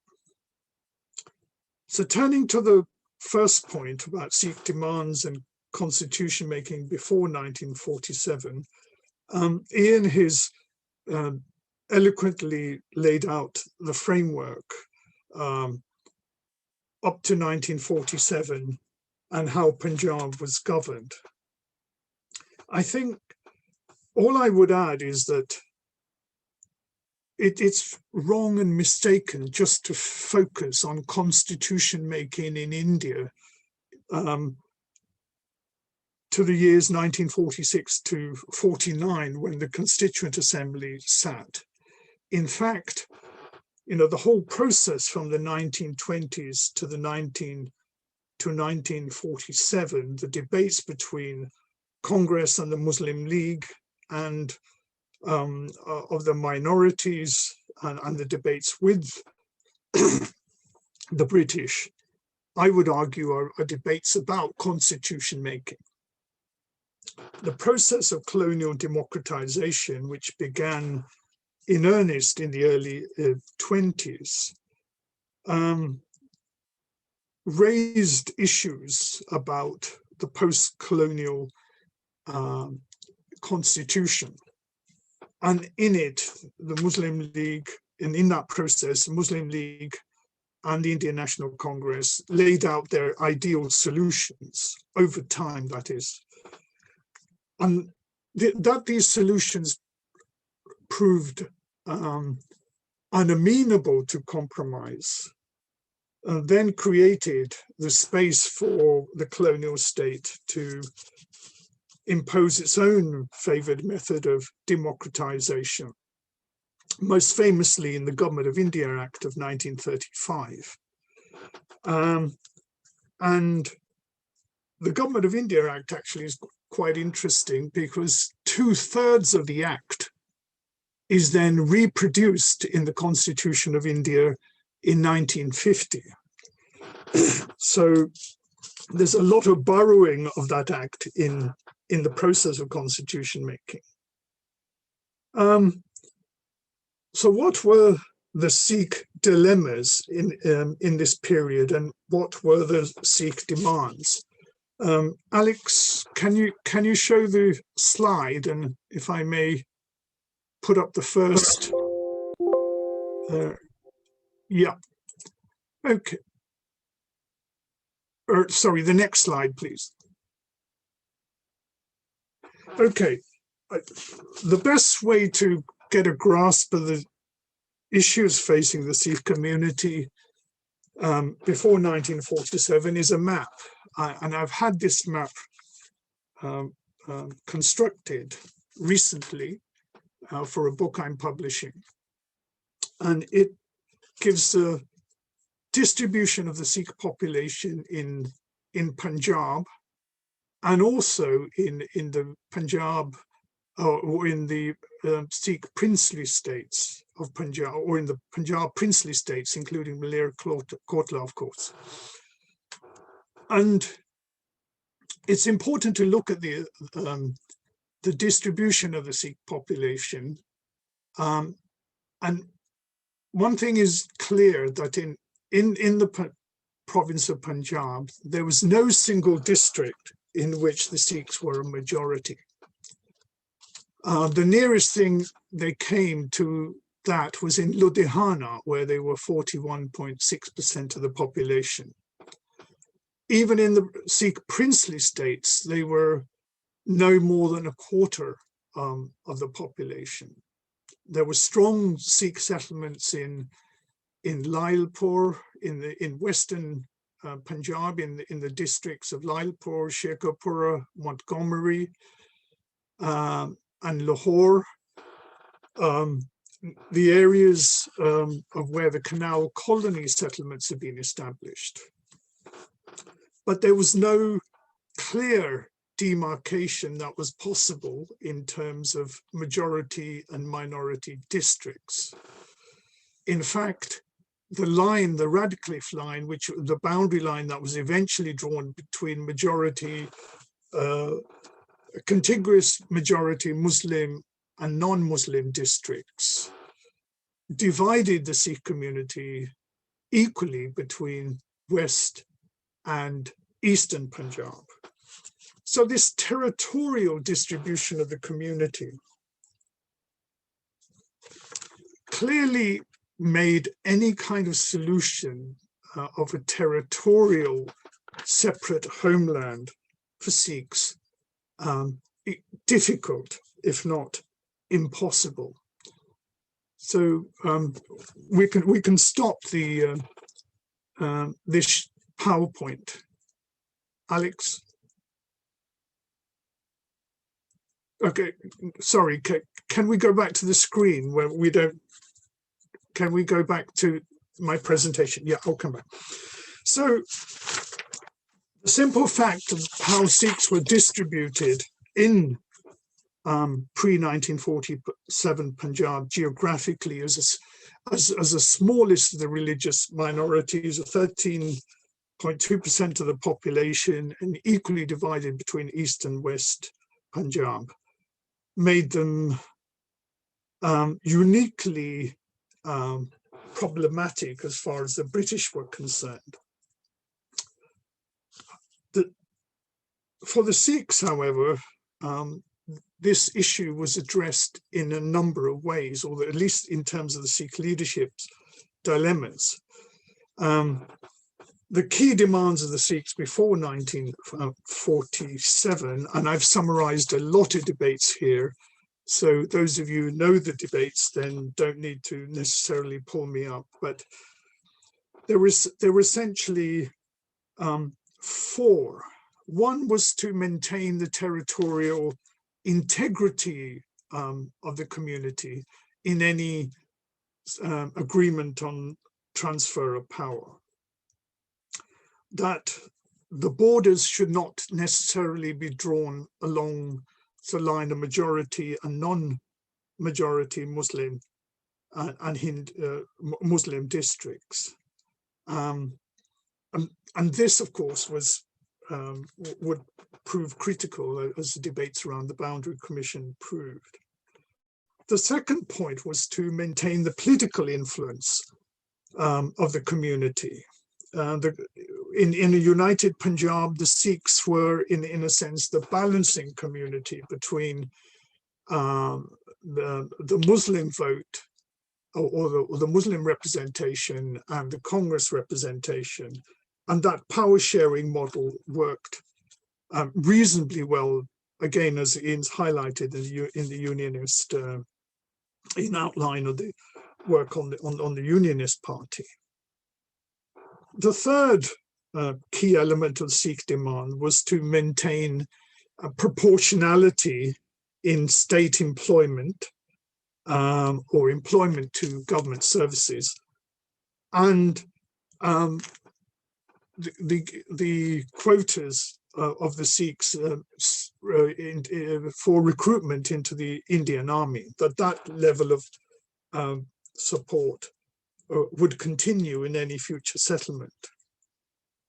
And finally, the fourth element of the Sikh ideal model was that there would be strong protection for minority rights, for minorities, cultural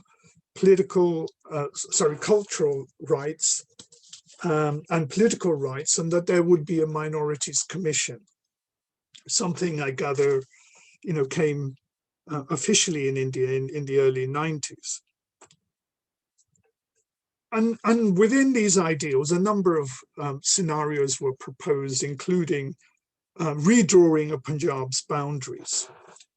But the key element of these demands was that the Sikhs did not want to lose their pivotal position in pre-1947 Punjab, that they wanted to share political sovereignty, whatever that meant, with other co-religionists in Punjab, Muslims, Hindus, and others. And then perhaps the key motif or key guiding principle of this outlook was that the Sikhs did not want to dominate, and neither did they want to be dominated by any community. And in the event domination would come about, i.e. Pakistan was created, then the Sikhs wanted a state of their own. So that an independent state, a state of Sikhs, an own state for Sikhs was the least desirable outcome. Now, I cannot emphasize this strongly enough. It was not a positive response. Nation statehood, Sikh leadership recognized, would lock them into a lot of problems, and territoriality and nation statehood was not a solution to Sikh dilemmas. But it would become a solution if that was the only option that the two majority national communities and their political leadership, Congress and the Muslim League, insisted on the partition and the denial of space or the right of what Master Tara Singh said, the right for the Sikh nation to survive. Anyway, partition happened, and it undermined the demand for territorial integrity, and the community was divided. Then the other demands that I've outlined subsequently became to be debated in the constitution making process after 1947. So Alex, can you put up the next slide?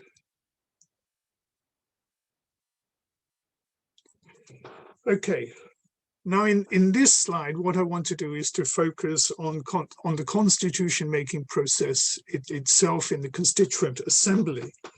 And it covers a period 1946 to 49. The Constituent Assembly that was established in 1946 was established on the basis of nominations from the provincial assemblies after the elections of 46, and of course included or was open to representatives of the Muslim League. They never actually sat in the Constituent Assembly, and I think, and I maybe need to be corrected, but officially withdrew from the Assembly in July 1947. The Sikh members of the Constituent Assembly during this period joined reluctantly after the Cabinet Mission Plan in 1946. But they eventually took up prominent, eventually joined without ambiguity once the partition had taken place. Their reasons for reluctance to join the Constituent Assembly in 1946 was opposition to the Cabinet Mission Plan, which placed whole of the Punjab in the areas that might be grouped together in the group identified as a Muslim majority provinces. Now, I don't have much time, and I could spend the whole session dealing with what happened in the Constituent Assembly. But what I want to do is to briefly go through some of the key issues and then take questions afterwards, and that would probably be helpful to me as well. Now, the conventional approach or the understanding is of the making of the Indian Constitution, particularly with reference to the status of minorities, is that following the partition, the Constituent Assembly became dominated by Congress representation. 82% of the representatives had a nomination or a background of being a Congress person. And the minorities were significantly outnumbered. As a result of this, the initial objective resolution of the Constituent Assembly changed dramatically in August 1947, from 1947 onwards, insofar as that the Congress was able to impose its own idea of India in the constitution-making process, namely that Congress had outlined in the 1920s and 30s that it wanted to create a strong union of states to avoid any future balkanization and centralized power in Delhi, and was also committed to democracy, socialism, economic reform, and above all, centralized planning. So all these forward-looking programmatic objectives could only be realized by a strong state and centralization of power. And in response, the claims of minorities for provincial autonomy, for protection of rights, were seen as backward-looking and as being associated with the colonial regime, which had fostered divide and rule and promoted minority rights, especially Muslim minority rights, that was seen by congressmen as having created Pakistan. So significantly, the discourse changes. However, I'd just like to add here that my colleague at SOAS, Rachna Bajpai, in her book, Debating Difference, Group Rights and Liberal Democracy in India, argues that this transformation in the discourse occurred in relation to key concepts like democracy, secularism, justice, national unity, and socialism. It was not merely the reflection of a nationalist strain. It was qualified by these core principles which necessitated the curtailing back of minority rights. Nonetheless, what one sees is that the change in the discourse from safeguards for minorities in 1946-47 to virtual disappearance of the safeguards and the prominence of the emphasis on backward classes and reservations for scheduled castes and scheduled tribes. So the debate shifts to one of integrating socioeconomically disadvantaged caste groups, predominantly within Hindu society. So what were the minority demands? And here I'm including Muslims, Sikhs, Christians, and to some extent scheduled castes, were of four kinds. They were for safeguarding political rights, for protection of the status quo to some extent, in the form of either in the form of separate electorates as had existed under colonial rule, or some form of weightage, or thirdly, reservations, i.e. that only certain communities could, or certain seats would be reserved for those communities. Secondly, the demands were for safeguard of cultural rights, such as the ability to practice one's religion, way of life, to establish educational institutions, linguistic rights, and maintain personal law. Thirdly, these demands included, as I've emphasized earlier, some degree of assurance for proportionality in state employment. In the case of the Sikhs, this related to disproportionate recruitment into the army, but requests for proportionate recruitment into administrative services. And finally, these demands included equality in terms of any affirmative action provisions. Affirmative action provisions were proposed for scheduled castes and scheduled tribes. Muslims, Christians, and Sikhs also sought that they would be included in those demands, and that scheduled castes or socioeconomically disadvantaged caste groups amongst these religious communities that were non-Hindus would also be enabled to have access to the provision for affirmative action. Now, some of the cultural rights, that I've mentioned, were also eventually incorporated into fundamental rights in the Indian Constitution. Rights to personal law, rights to practice one's religion and freedom of religion, and to establish institutions of schools and so forth.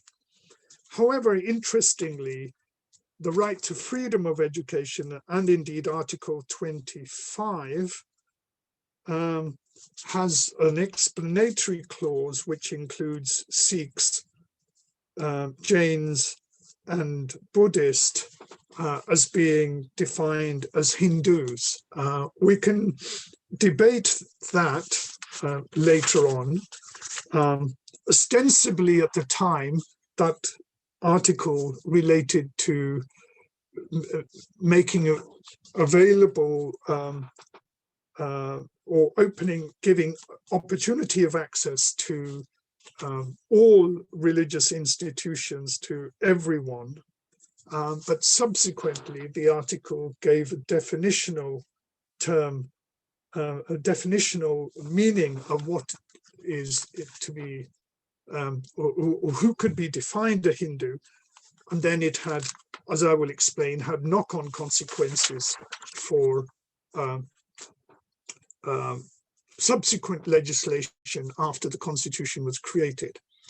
Anyway, what I want to do now is just to explain how Sikh demands were, what were Sikh demands and the response of the Constituent Assembly and the outcomes. This is a very crude summary, and as you can imagine, Constituent Assembly debates are not amenable to an easy assessment. So again, I'll go through the demands and the outcomes very, very briefly.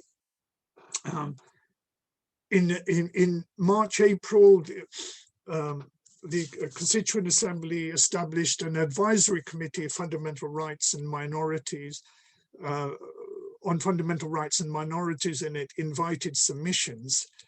And the Sikh leadership submitted a demand very similar to the pre-1947 demands that I've outlined. Subsequently, before 15th of August 1947, this committee agreed on reservation of seats in the legislatures for minorities for 10 years and additional provisions. But the issue for discussion of Punjab and Bengal was postponed because of the rioting and the disorder that was taking place. In February 1948, the advisory committee formed a subcommittee to focus on Punjab and the Sikhs and Bengal.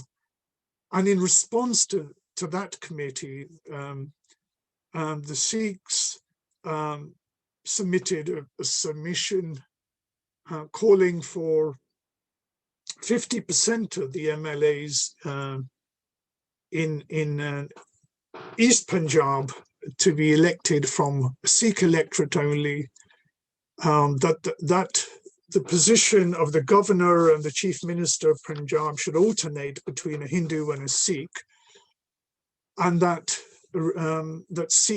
that the representation in the services should be divided 40-60, almost in proportion of the population between Hindus and Sikhs, and that there should be additional reservation in parliament, and that Sikhs should have access to provisions of affirmative action for scheduled castes, and so on and so forth.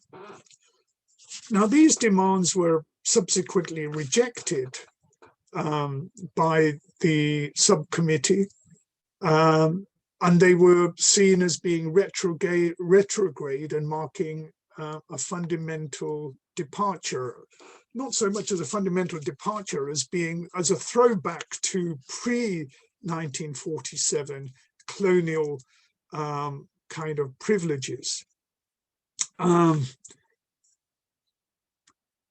Interestingly, there was a lot of opposition to this from Sikh legislators and Sikh representatives, who then argued that if these demands are rejected, then what should be done is that, that a Punjabi-speaking state should be created.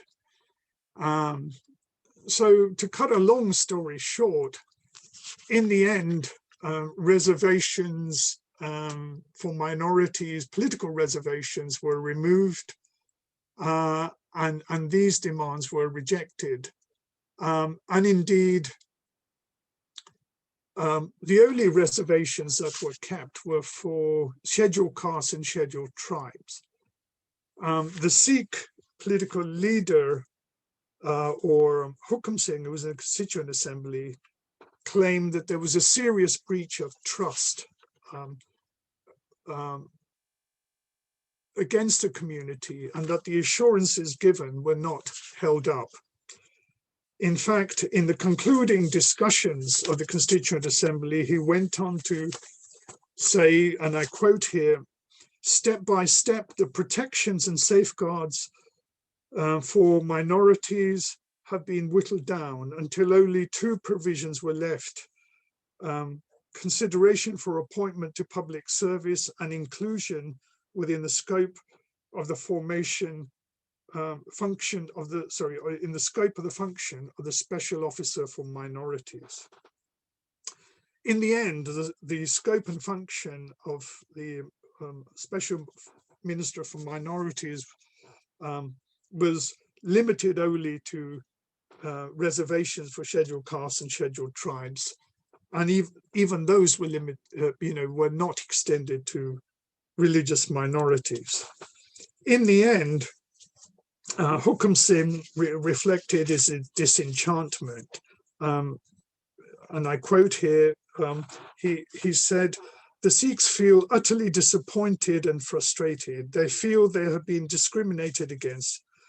And he added, "Let it not be understood that the Sikh communities has agreed to this constitution. I wish to record our emphatic protest. The minorities have been ignored and completely neglected." So I'm not quite sure how many of the Sikh representatives signed the final draft of the constitution. I could only see the signature of Baldev Singh, but Hukum Singh and Bipinder Singh did not sign, and there were two others who may or may not have signed.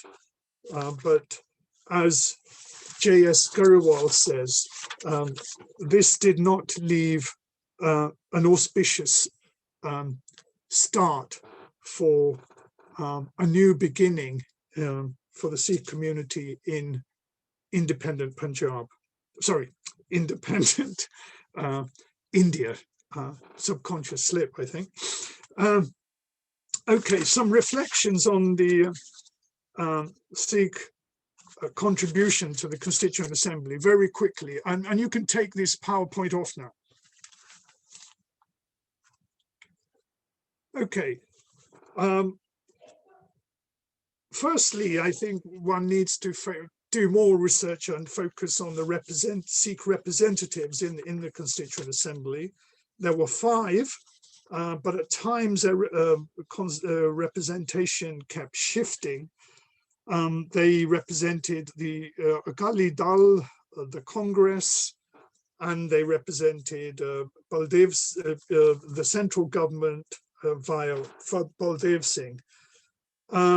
So there is a lot of work to be done on how the dynamics of the representation worked. Secondly, an interesting area to look at is how far Sikhs made common cause with other minorities, especially Muslims and Christians in terms of representation. The third point I found very interesting so far is that there does not appear to be any serious discussion or engagement by Sikhs with reference to personal law. This may have been due to the fact that the differentiation between Sikhs and Muslims, Sikhs and Hindus was not as sharp as between Hindus and Muslims and others. But nonetheless, it was a matter of no little importance, especially given the mobilization around an Undermarriage Act early on in 1909 and the efforts to differentiate Sikh identity and its institutionalization under the Gurdwaras Act of 1925. So there is some need for reflection on this, as well as on issues of minority status with reference to languages and schools, and how the modification to these measures opened up minority institutions to majority community. So those are some of the three areas that I think need further investigation. Finally, some of the long-term consequences. Well, again, I'll be very brief. I'm conscious of the time that I've taken. I think that the first one is, what the framing of minority rights does. The strong emphasis on limiting minority rights merely to the cultural sphere limits the claims of religious minorities in terms of what they can claim for their religion and via religious mobilization politically. And in so doing, this enabled the Congress and indeed the Hindu right to construct easily a discourse of communalism, where minority mobilizations are being disarticulated as essentially communal. Secondly, perhaps very importantly, the limitation of affirmative action only to scheduled castes and scheduled tribes and to other backward classes, largely read caste for classes, has created what Perry Anderson has called a caste-based democracy. And as one of my students, Heewon Kim, has argued, it created a form of path dependency in which, out of which rather, religious minorities were locked out, and only, the expansion of affirmative action, not exclusively, but mostly benefited socioeconomically disadvantaged Hindu caste. And in some ways, one could argue that the modern emergence of the Hindu right is the logical consolidation of the caste-based democracy. And thirdly, I think the fact that some of the issues were not debated and challenged by Sikh representatives then leaves open the more expansive definition of Hindu in legal codes and statutes. And here I'm thinking of the legislation relating to the Hindu Code Bill, which, at a stroke placed Sikhs within the remit of Hindu society legally, and was the most expansive measure of legal assimilation in post-independence. And now a writ petition is before the Supreme Court challenging this. And, I would only add that the Ayodhya verdict and some of the things that are said in that verdict about Sikhs as being a cult, or Sikhism being a cult, are not unconnected with how the legal status of the community is developed after 1947. Okay, finally, I'll end on the point, and I've taken a very long time, but this is a very important subject, is that the issues of minority and minority rights are not really, in some ways, appropriately addressed in the Indian Constitution. Since 1950, and others can correct me if I'm wrong, there has been a serious erosion of minority rights. And what we've have not genuine equality of opportunity and or defense of minority rights in a way that power sharing and consociationism and other forms can work. But we have an asymmetrical system and an equal a framework of equal opportunities where competing equalities maintain. And as a result, I would argue, and I can be challenged, it is easy to demolish secularism with majoritarianism, as the BJP and Mr. Modi have demonstrated. Thank you. Thank you very much, Gurharpal.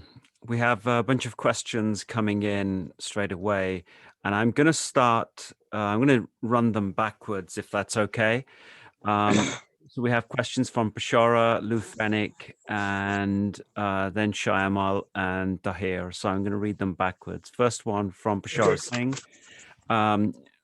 Do you think the shift from minority issues to affirmative action about scheduled castes and backward classes was due to the politics of vote banks in elections?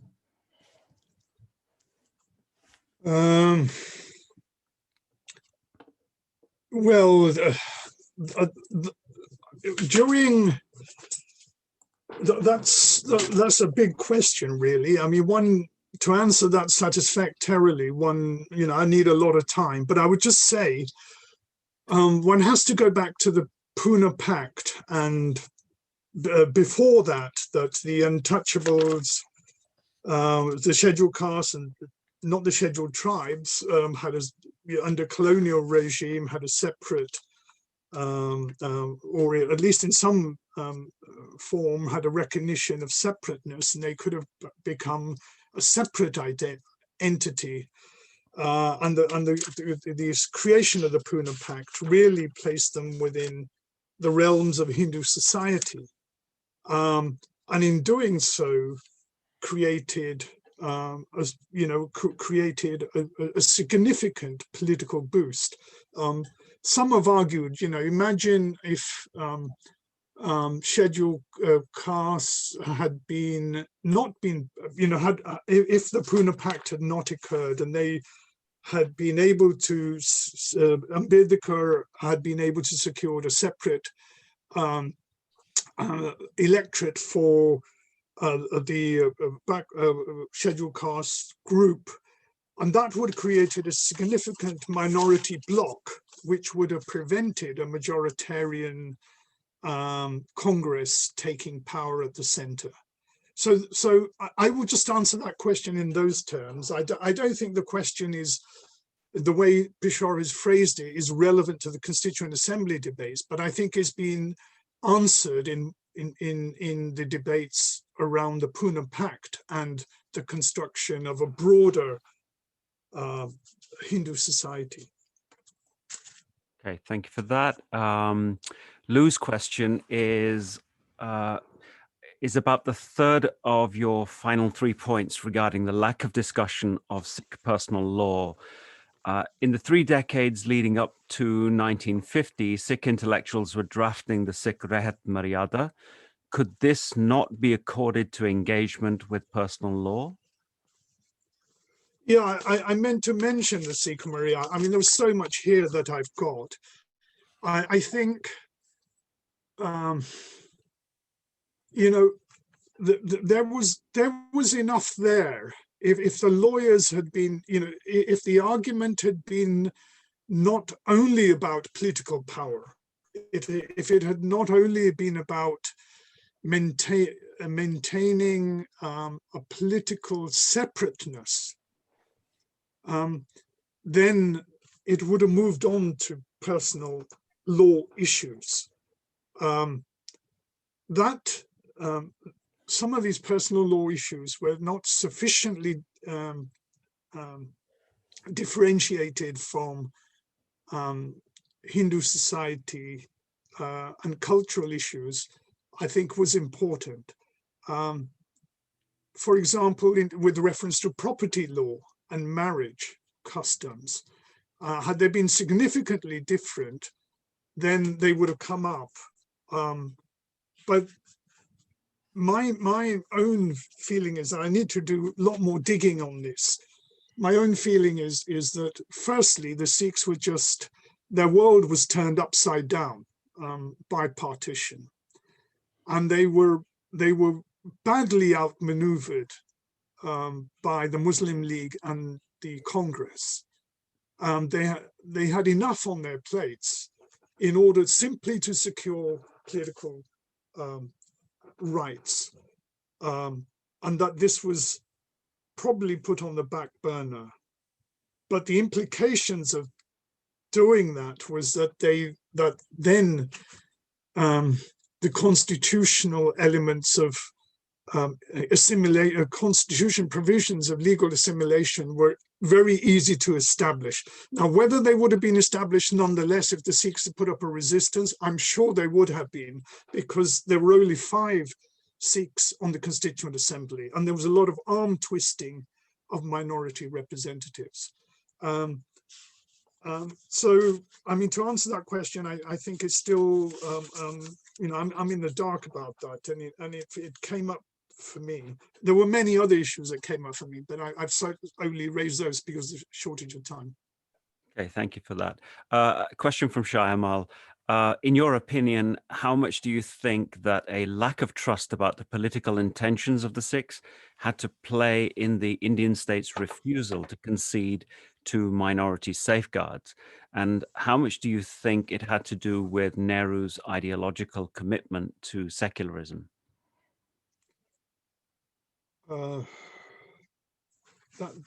Those are quite easy to answer.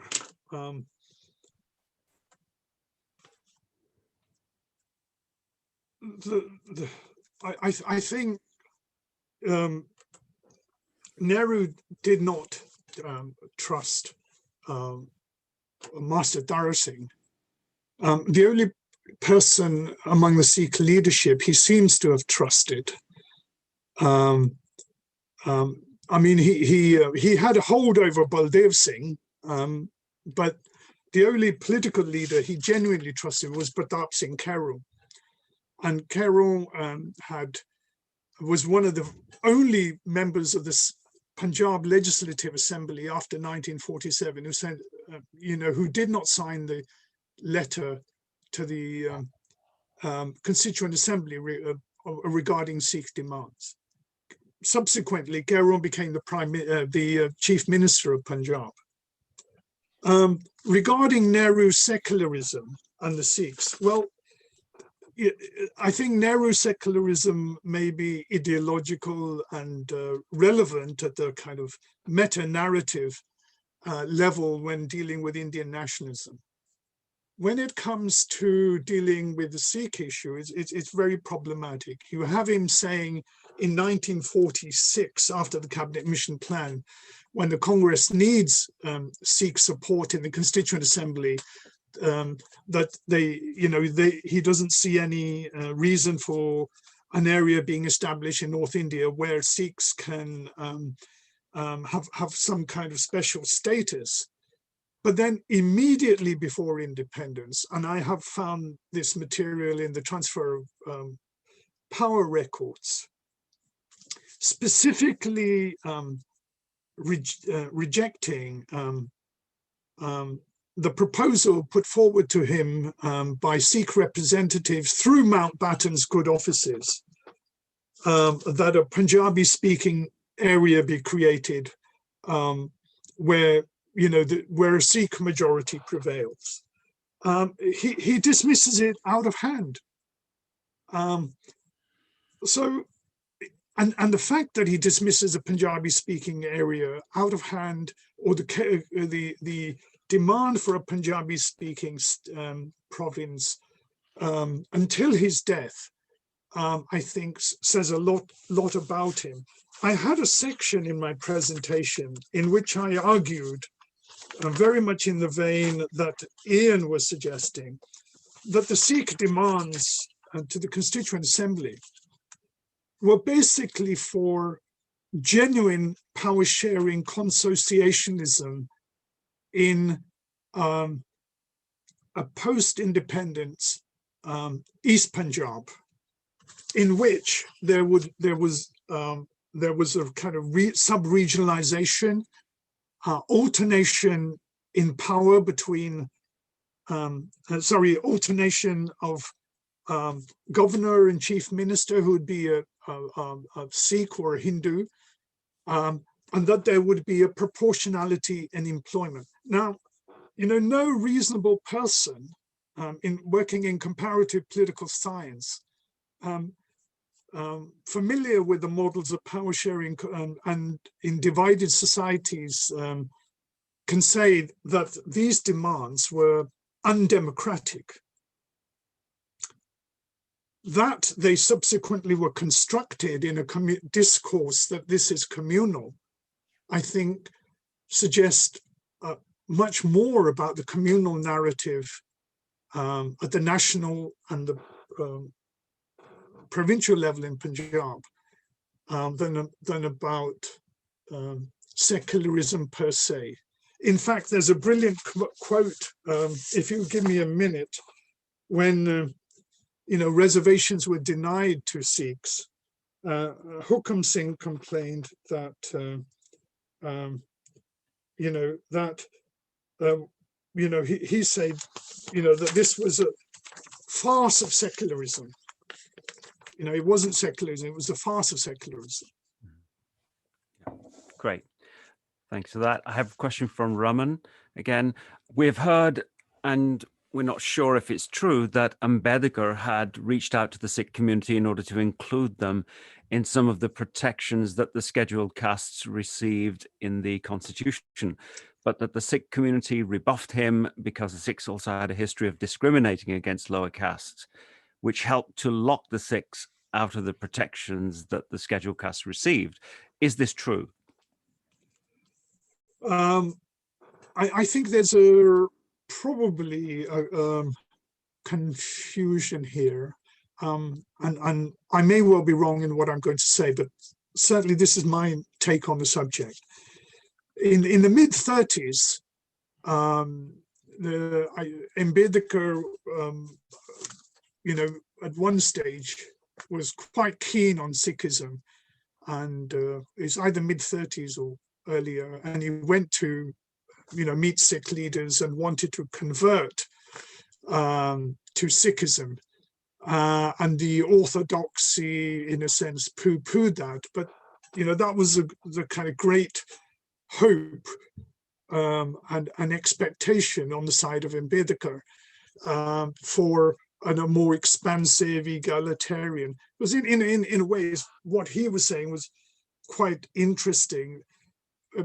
Legal measures don't provide you with equality in a religiously saturated South Asia. It's only if you move out of a religion that you can get a sense of equality and brotherhood. But the Sikh establishment did not follow that advance or approach any further. However, in the Constituent Assembly, Ambedkar was very adamant that reservations were for scheduled castes and scheduled tribes only. In fact, as the pressure mounted on minorities to narrow their claims, I suspect there was even pressure to do away with reservations for scheduled castes as well. And the fact that Ambedkar was able to get away with it, and Professor Mahmood can explain better, was partly because of the position he occupied within the proceedings of the Constituent Assembly, and was able to secure that. So, the Hindu right wanted to get rid of reservations for scheduled castes as well. Okay, as one last question, it's actually from Tahir Mahmood. In colonial times, Sikhs have always been asking for representation on various bodies like the municipal committees in excess of their population and wanted it to be commensurate with their services. But these demands were not always met. So you are right to see the communities in the post-colonial period. Sorry, you are right to see the continuities in the post-colonial period. It's more of a comment, I guess. I think there is a qualification. There is a qualification in a sense that the Sikhs, in my forthcoming work on Sikh nationalism, I've described them as a dominant minority. So as a dominant minority, they were seeking representation disproportionate to their population. They were seeking representation disproportionate to their population, partly because they were not territorialized. Once they become territorialized, or at least concentrated territorially to be of politically significant, after 1947, as I've said in my earlier answer, then they're seeking a reasonably acceptable democratic solution. They're not seeking anything disproportionate to their numbers. The only area I think they were seeking something disproportionate to their numbers was in the army. But then one could argue they were disproportionately represented in the army. And then not unlike other minority communities, for example, Anglo-Indians who were disproportionately represented in railways, they were seeking some degree of protection against that dilution. So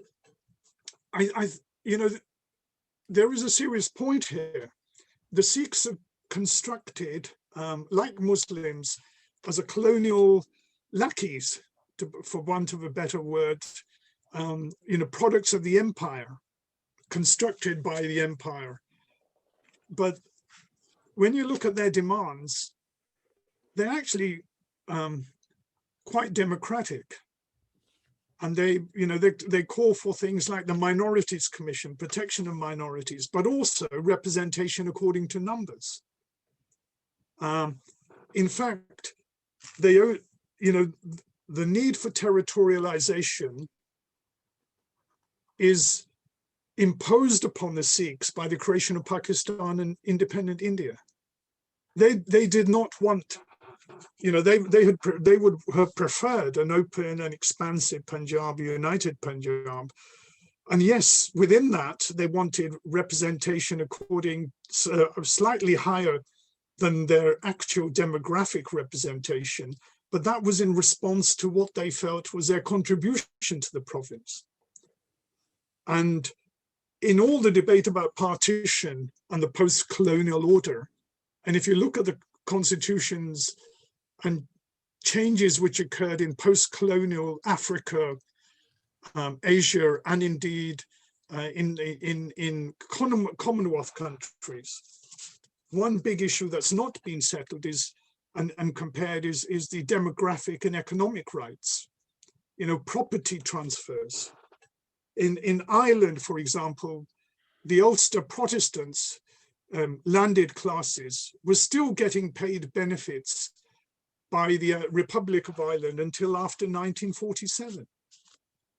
So there's a substantial contribution of property, ownership of property, and then its disappearance overnight was not an insignificant factor. Well, we are pretty much out of time. We're actually 10, 15 minutes over time, but I've got one last question that's come in. So if you could quickly answer that, we'll close. It's from Gunit Kaur.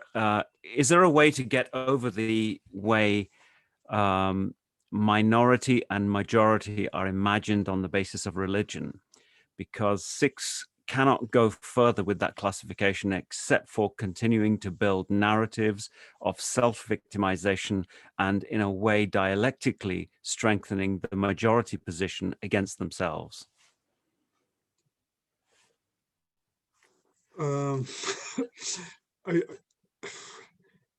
It's an interesting question.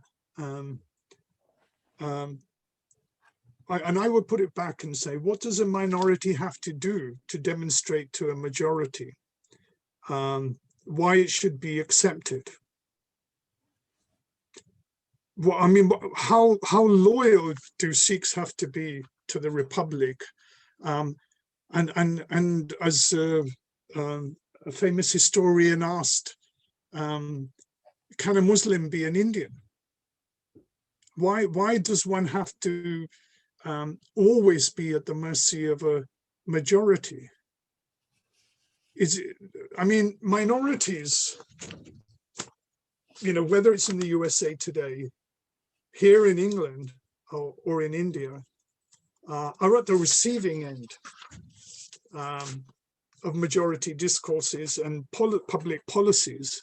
They are there not because of themselves and their own attitudes and policies, or the politics of their identity, but what's happened in the construction of majority nationalist discourses. Thank you for that, Gurharpal. Well, I think we're well out of time. Thank you to all of our speakers for 3 really engaging and fascinating talks. To Gurharpal Singh, to Ian Talbot, and Ilyas Chatter. It was great to see you all and, you know, hear your views on these subjects. Thank you all, everybody, for joining in this first webinar. We're hoping that you can join us for the next one in April, which is going to take an in-depth look at the farmers' agitation 3 or 4 months on. And we've got a good lineup of people, academics from JNU, from Punjab University, and some journalists as well. So it should be a really engaging conversation. So please join us at the end of April. We'll be in touch with all of you with emails regarding that. So have a great weekend wherever you are. And if you're in India or Pakistan, get some sleep. And the rest of you, please enjoy your day.